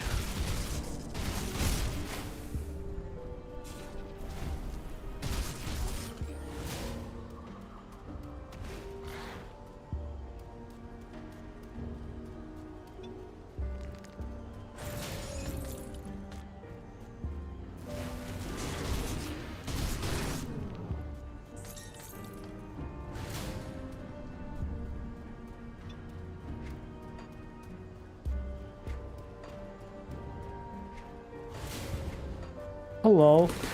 Late spawners, no problem, you get to die too. Goodbye. Getting items and giving to quest givers usual RPG stuff. Oh, I see. Which game though? Which game are you playing? Ooh.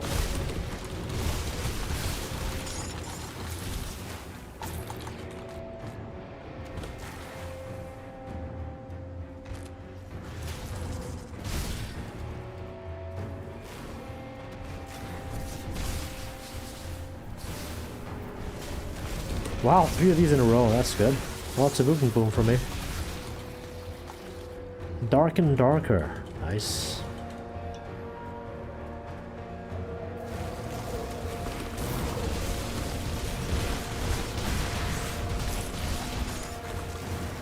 All the blues are upgradable now, apparently. Well, not all, but that one is.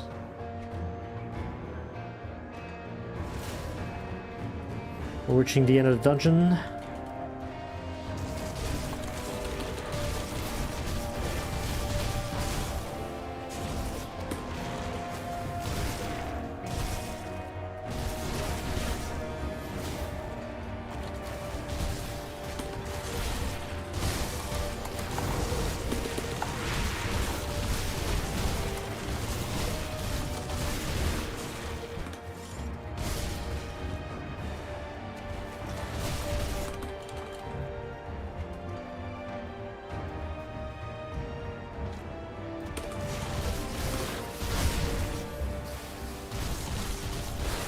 Okay, that's the end of the dungeon. Only one final boss of this dungeon to clear. This one is really hard. Have to dodge multiple waves of sunders and other things. I hope I can do it right. I've got chaos and fire resistance maxed out. I've got as much armor and physical resistance as I can get. I'm gonna put all the points here. Yeah, that's all of them right there. Lest I die here. But fortunately we did not get to Nemesis yet, not quite there yet, so we'll meet the Beast Nemesis outside of this dungeon. That's better. Separate things and all. Okay, here we go. Time to meet Gargabol. This is one of the bad ones.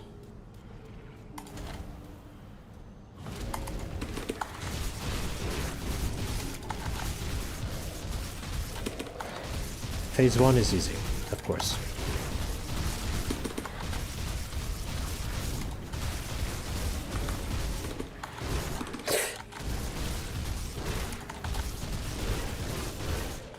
Phase 2 is a problem.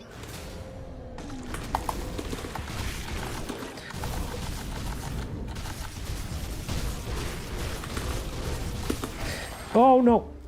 Already? But I dodged that! Okay.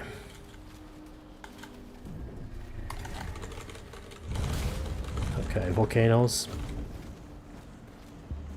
What am I gonna do against this guy? Dodge his sunder, that's what I'm gonna do.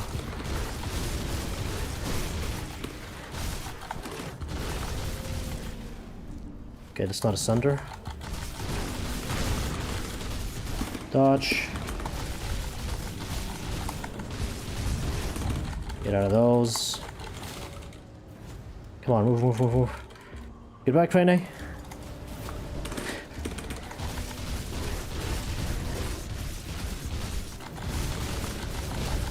Die! Yes, I did it! Wow, first try, got a ball. Okay. That was spicy.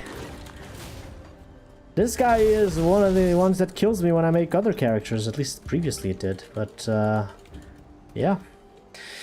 Yeah, that's quite a Dark Souls boss. And then McDrogan's Ruminations. Should we read this? The Thoughts of McDrogan in paper form? That's fine.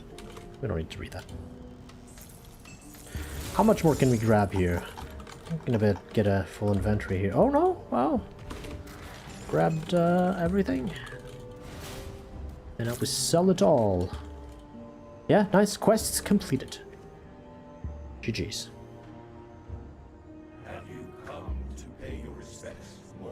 I fear that a great evil has been lifted from the grove, but also a great emptiness. My guardian must be dead then. It is finished. You are a friend of nature, and for that I thank you. Take this weapon of legends, a fitting prize for one such as you, as your reward. Empowered Soul Carver. I have some questions. Ask. Why is the grove so important to you? It was once a tranquil place, one I visited often to meditate in peace for years at a time. I cultivated its growth over the centuries, creating a carefully balanced ecosystem that thrived without my intervention. When the time came for me to move on, I created the heart of the wild to watch over my creation. To see it desecrated in such a manner fills me with rage. I have another question. Why are you not doing more to help us? Even gods do not last forever. I do my part, but if the parent always steps in when the child errs, it will never learn to survive on its own. If the world cannot eventually sustain itself, then it is a failure and better it die sooner than later, so that something new can arise in its place. Unfortunately, in this analogy, a lasting balance might be more attainable if creation did not have so many parents working against one another toward different visions. I see. Anyway, roguelike dungeon completed. I'm gonna sell everything. I still have a little bit of space, so let's keep going until I'm completely full. I can go north from Ugenbog. Do I have time? I have time.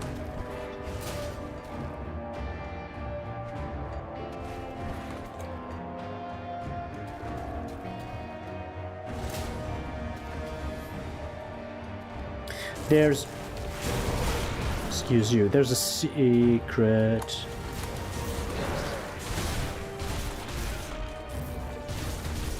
here.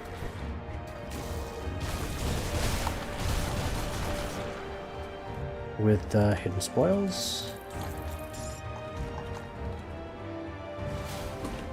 And nothing else? Okay. I'm gonna go down south.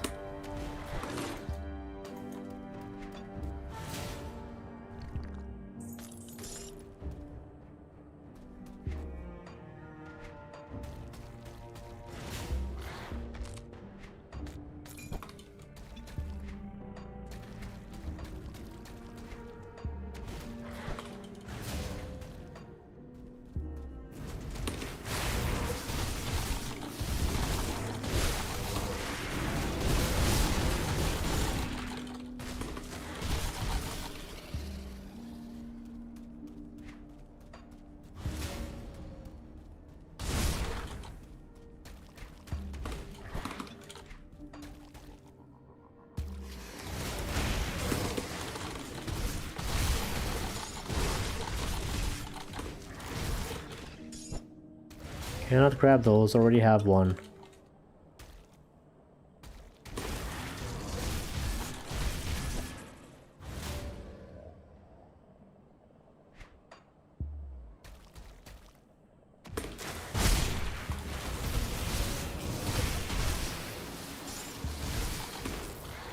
Ooh.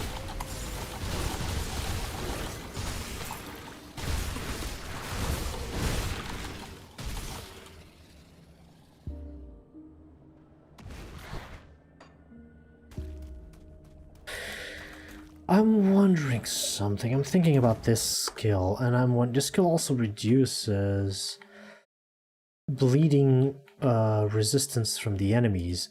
How viable is bleeding damage in my endgame build? How much do I deal? A small fraction compared to main attack, but Rip and Tear does deal some more. Yeah, and then this will deal some more. Yeah, so the minus 45 bleeding resistance in this is actually not bad. What else deals bleeding damage? This adds a little bit of bleeding, but it's not that significant. And this adds a little bit of bleeding and gives me bleeding with the extra duration. So it's mostly pierce damage with a little bit of bleeding, my final endgame build. Okay. Nothing I will spec for, like the bleeding damage over time from the piercing attacks. It's just as nice to have.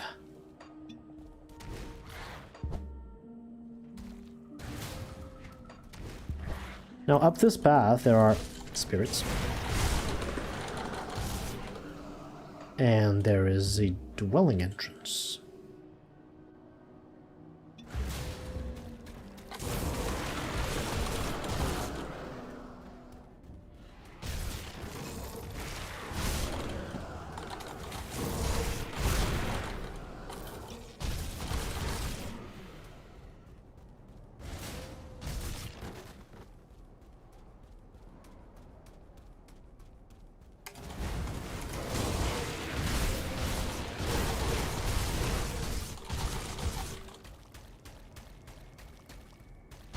With the secret here. Hidden spoils. Okay, now I'm completely full. Can I maybe grab that like this? No, what if, I'm gonna have to Tetris the shit out of this.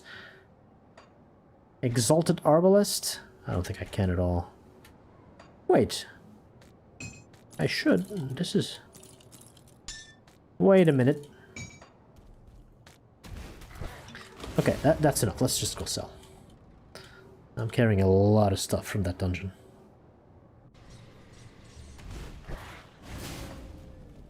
See anything you like?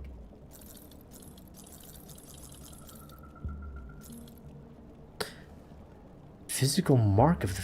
mythical mark of the first storm. That is new? Never seen that one before.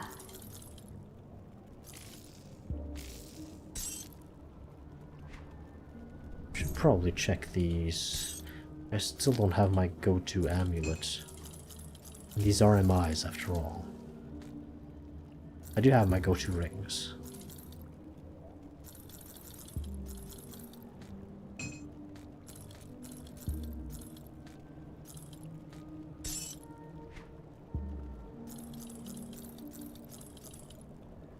This is new Udenbok Cord Nightblade skills. Interesting.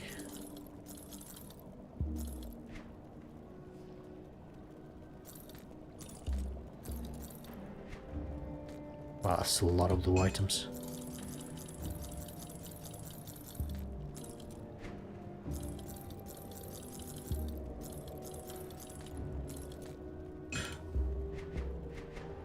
Okay, okay, what have we got here? So this is the Butcher of Burwich with bleeding damage that I saw.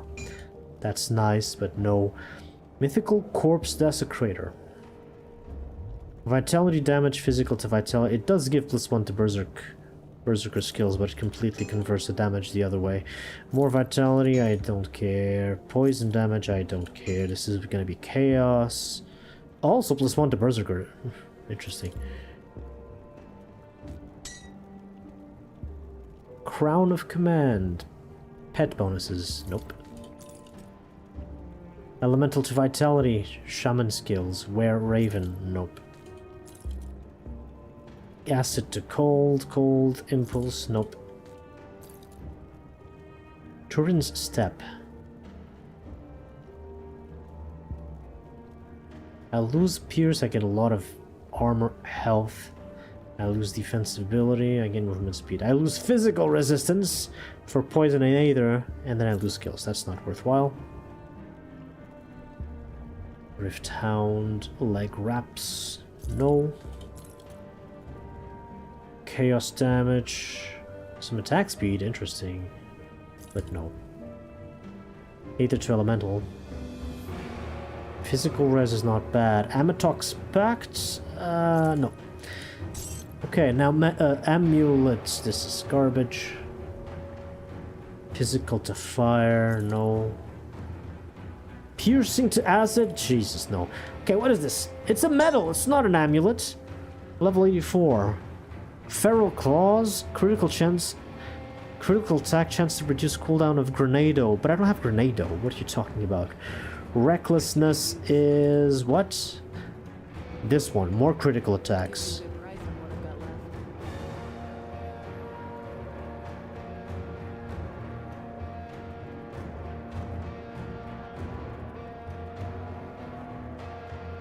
Interesting. See anything you like? Mythical Mark of the First Storm. Pierce Pierce, defensive ability, a lot of offensive ability, bleeding resistance, and then recklessness means more. This is finally we're gonna replace the metal. Finally, I'm gonna lose. Let's see first. I'm gonna lose stun. 20% stun, no problem. I'm gonna lose 19% freeze, not a big problem.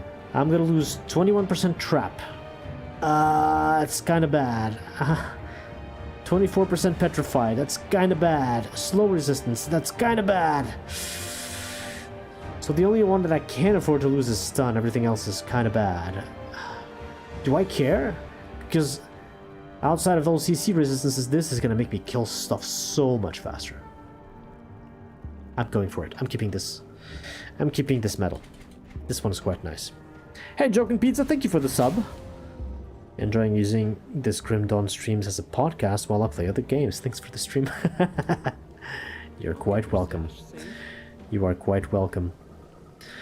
Now, because you subscribed and I'm doing a little something with my coding endeavors, I'm gonna take a moment, let's put some music, to check whether or not my systems caught that.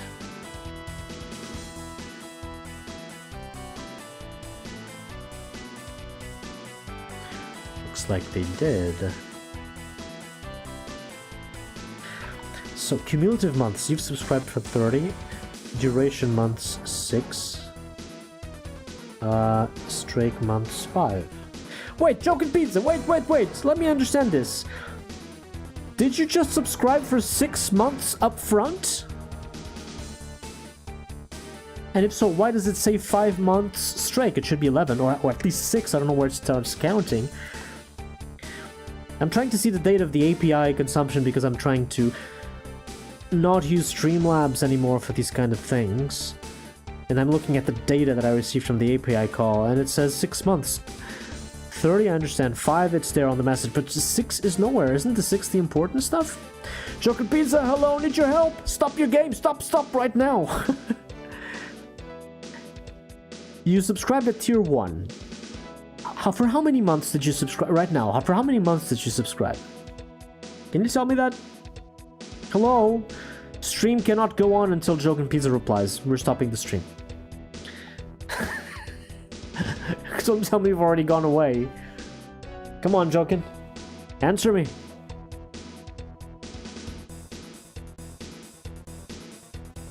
Oh, well. Hello? Hi, Jokin. A question for you. Did you just subscribe to tier 1? For how many months did you just subscribe? Was it 6 or just 1?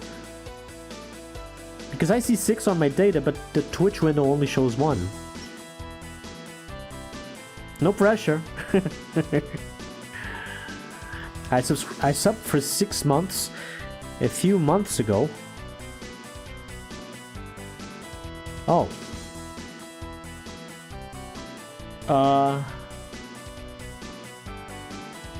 So now you just shared the message of your resub. Is that what you did?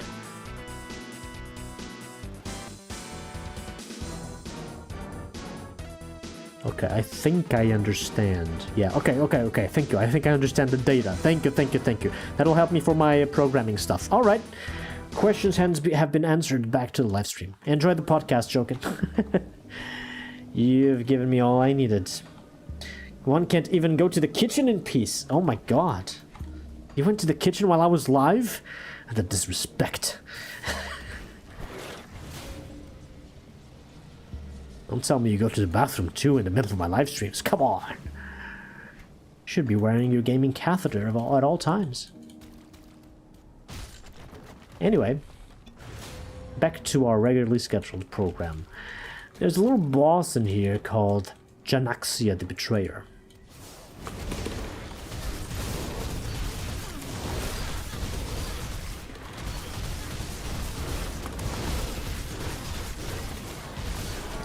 Ooh, triple rare. Hello.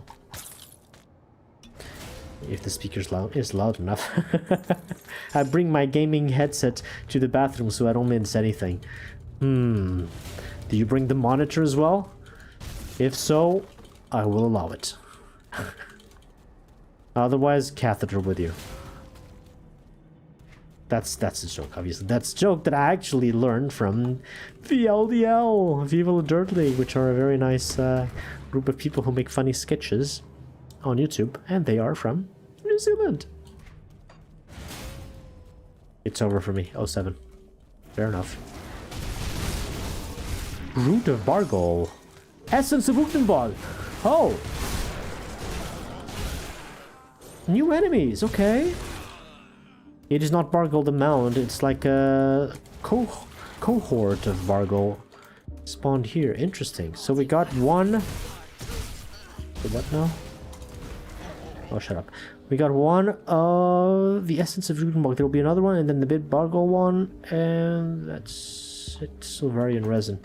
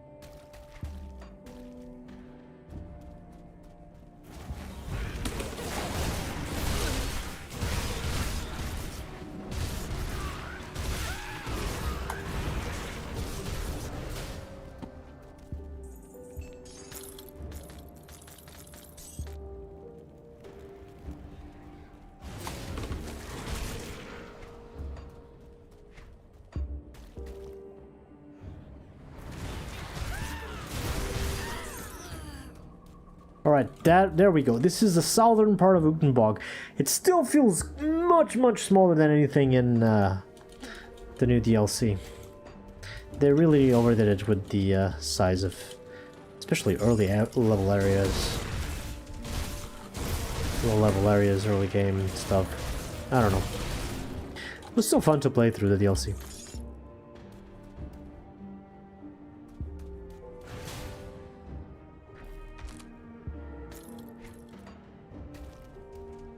Another mushroom circle.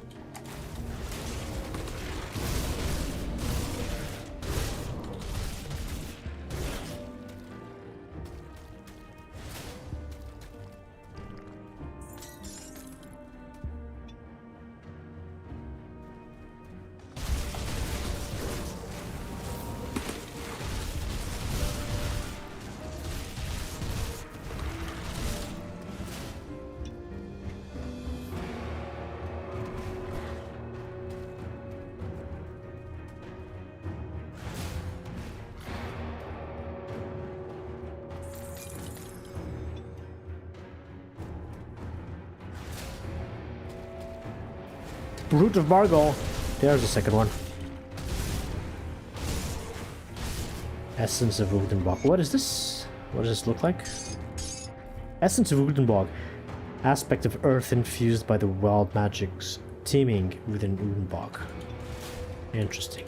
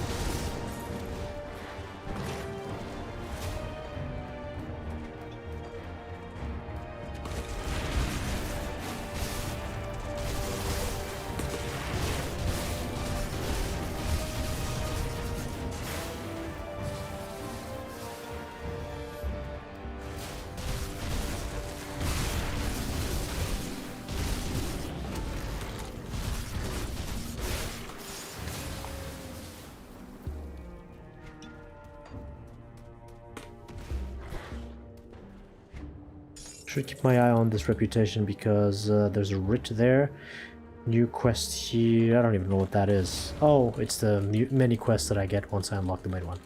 That should be fine.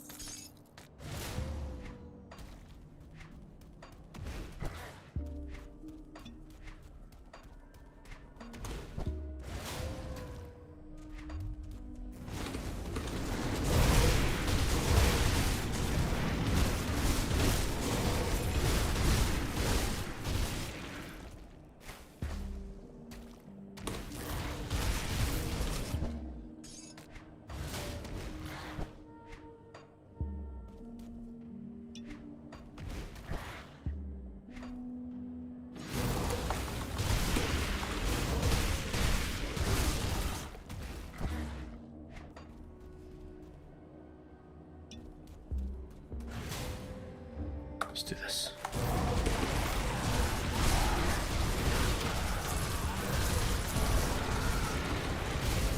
I heard a triple rare drop. It's just a double rare. Okay.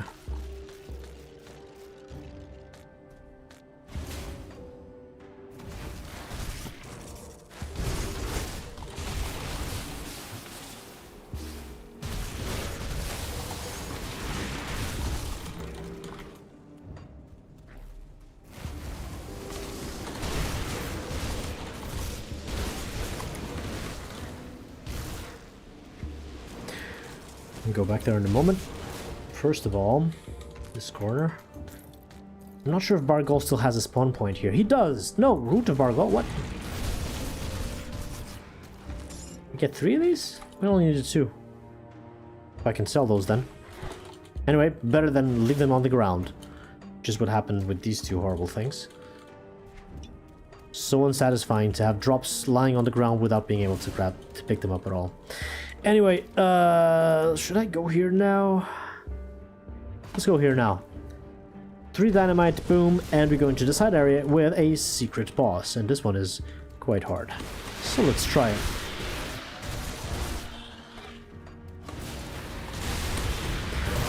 Treacherous Domain. Mysteries of Ugenbog. Skill cooldown reduction, they also have skill cooldown reduction, and they have bleeding damage attack speed. That should not be a problem here.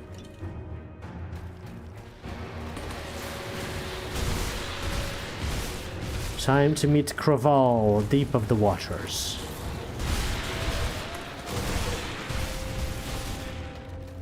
Let's go.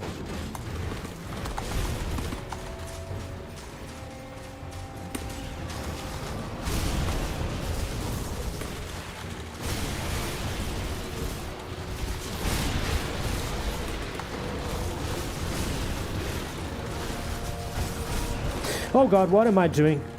How did I get hit by Sunder? What the hell? That, like that. That's how. Oh, I got hit again.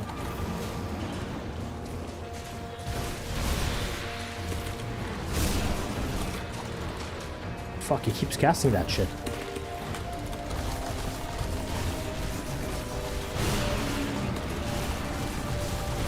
Dead.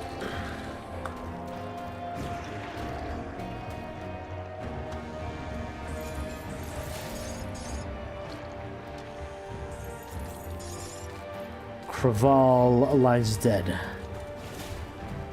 This is just a log-hoarding wannabe. Oh, these don't stack more than 2. That's annoying.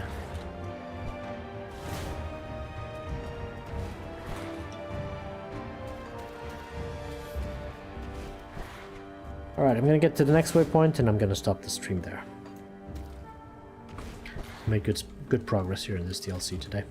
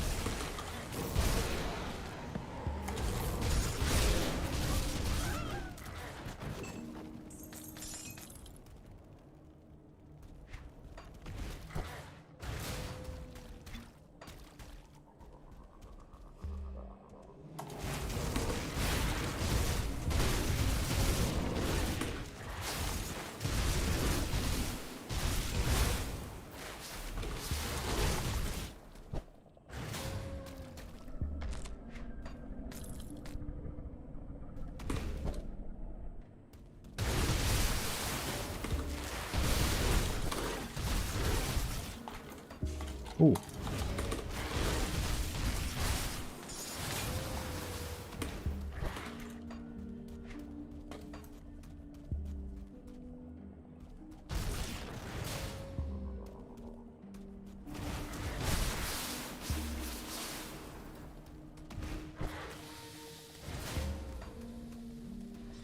Okay, that's the rift. I am going to finish this quest at least.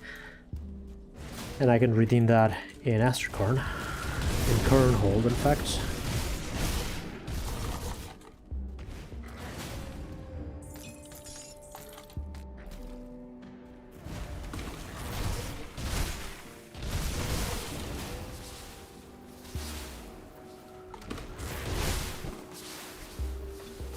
Okay. So now down here there's a secret going east, and this is where you can find Bargol. There he is.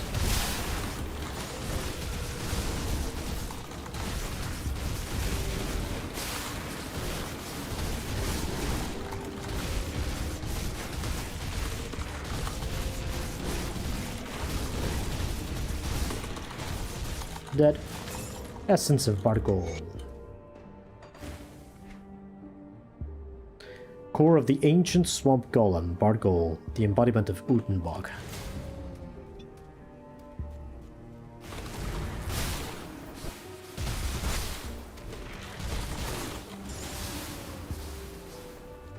Should be a little bit of loot here. And we're finished. Whoa, not quite yet. Now we're finished. Deliver the essence to Corin Earturn in Kernhold. I can never pronounce her name.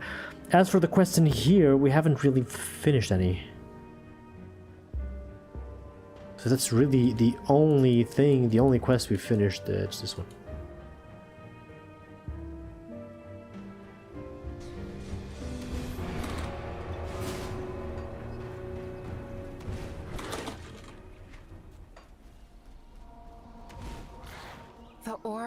Magic is unmistakable. You bring the essence? I have it here. Yes, these are exactly what we need. The spirit of the earth feels raw, unadulterated by mortal machinations. If there is any hope of realigning Baroneth's essence with the valley it once sought to protect, then this will be it. I thank you, Lowlander, on behalf of all Kern. Now for the rest. It is nearly time. I hope we are prepared. We will be. We have to be. Whatever comes next. So I'm not going to take that quest because that's the other DLC. I want to finish DLC 1 first before going to DLC 2. Especially because the last thing in DLC 2 is at the end of DLC 2. So basically it's when I beat the entire game that I can come back here. So first we clear DLC 1, kill all the ethereals. We'll go to the other area tomorrow. No. Tomorrow it's continuing this same area, DLC 1, continue through the swamps. And then Understanding what's the deal with Barrowholm and Scorv, because we've already met Scorv, and I don't know if there will be a difference, but I'm not going to ally with him. Vendor will not accept that item. Why do I have more than I needed then? Anyway, items.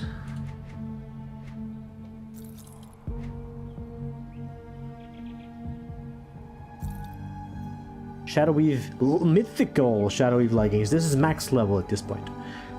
Good armor, pierce. Offensive ability, no physical res, no health. Vitality, chaos, I don't need. Were Raven, I don't use, no. Mythical hulking leg guards, 82, no pierce damage.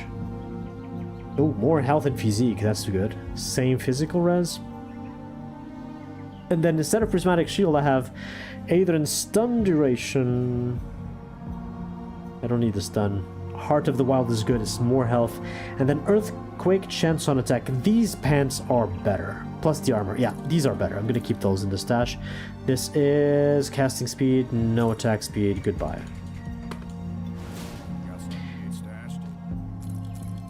What are the levels of these? 82, 82, 84. Well, I'm not too far off from those. Getting into some endgame items. As for the rest of the quest, find the Barrowholm. This is Astrakarn. This is also Astrakarn, but it requires DLC too. The quest log is just cluttered with trash. Rescue Traveling Witches will be soon, and this will be soon as well. Okay. Good progress. Yeah, 2 levels. Probably next stream I can update, get to that level.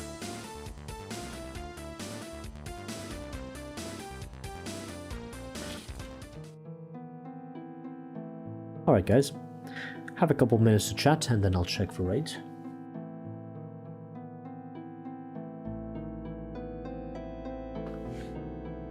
This was good progress. It was a small stream, but I felt like I ran through so much more of the DLC, this DLC number 1 than I did of DLC number 3. But also I knew these maps and I knew what to expect.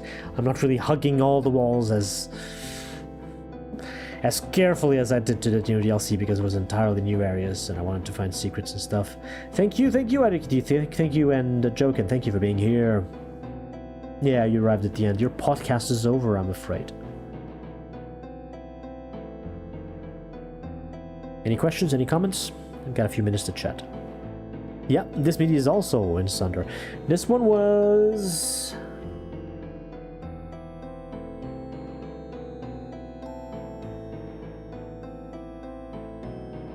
Which map was this? It was not 17.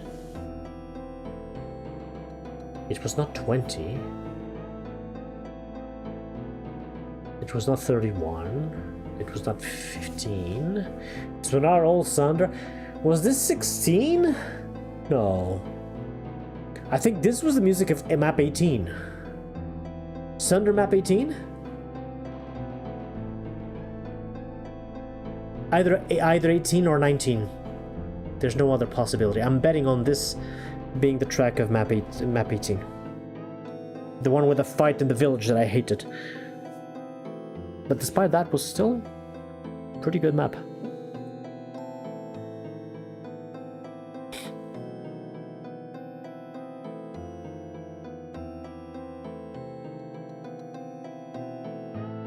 Alright, let me check for rates.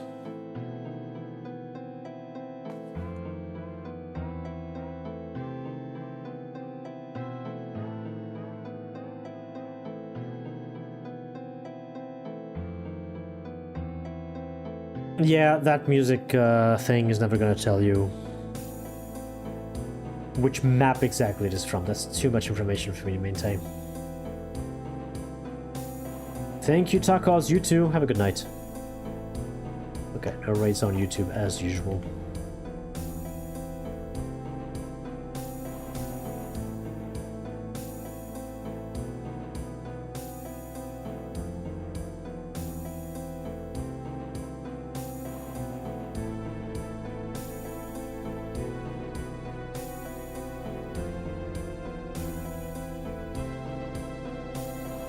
It's from map 3? Oh, it is from Old Sunder. Interesting. Gotta write a script to scrape Doom Wiki for media mentions. It might not be hard to pull off, actually. That might be doable.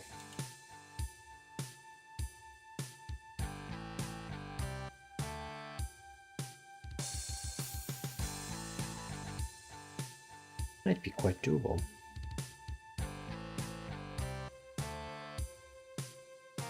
It's been a long time since I played map 3, so yeah, no wonder. I don't even remember map 3. I remember map 1 very well. Map 2 of Sunder, I already forgot.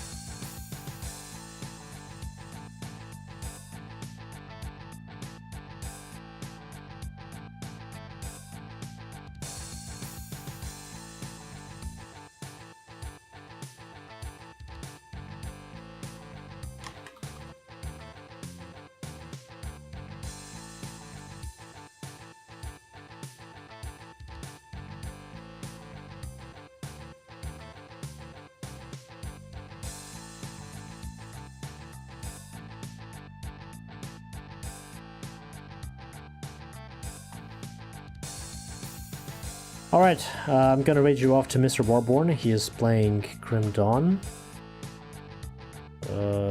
This is new DLC. Oh, this is spoilers for me. Might be spoilers for you too, but if you don't care, this is a new area. Oh, cool. Looks very cool. I can't wait to go there. But yeah, there's more Grim Dawn to watch if you want. Don't step away just yet.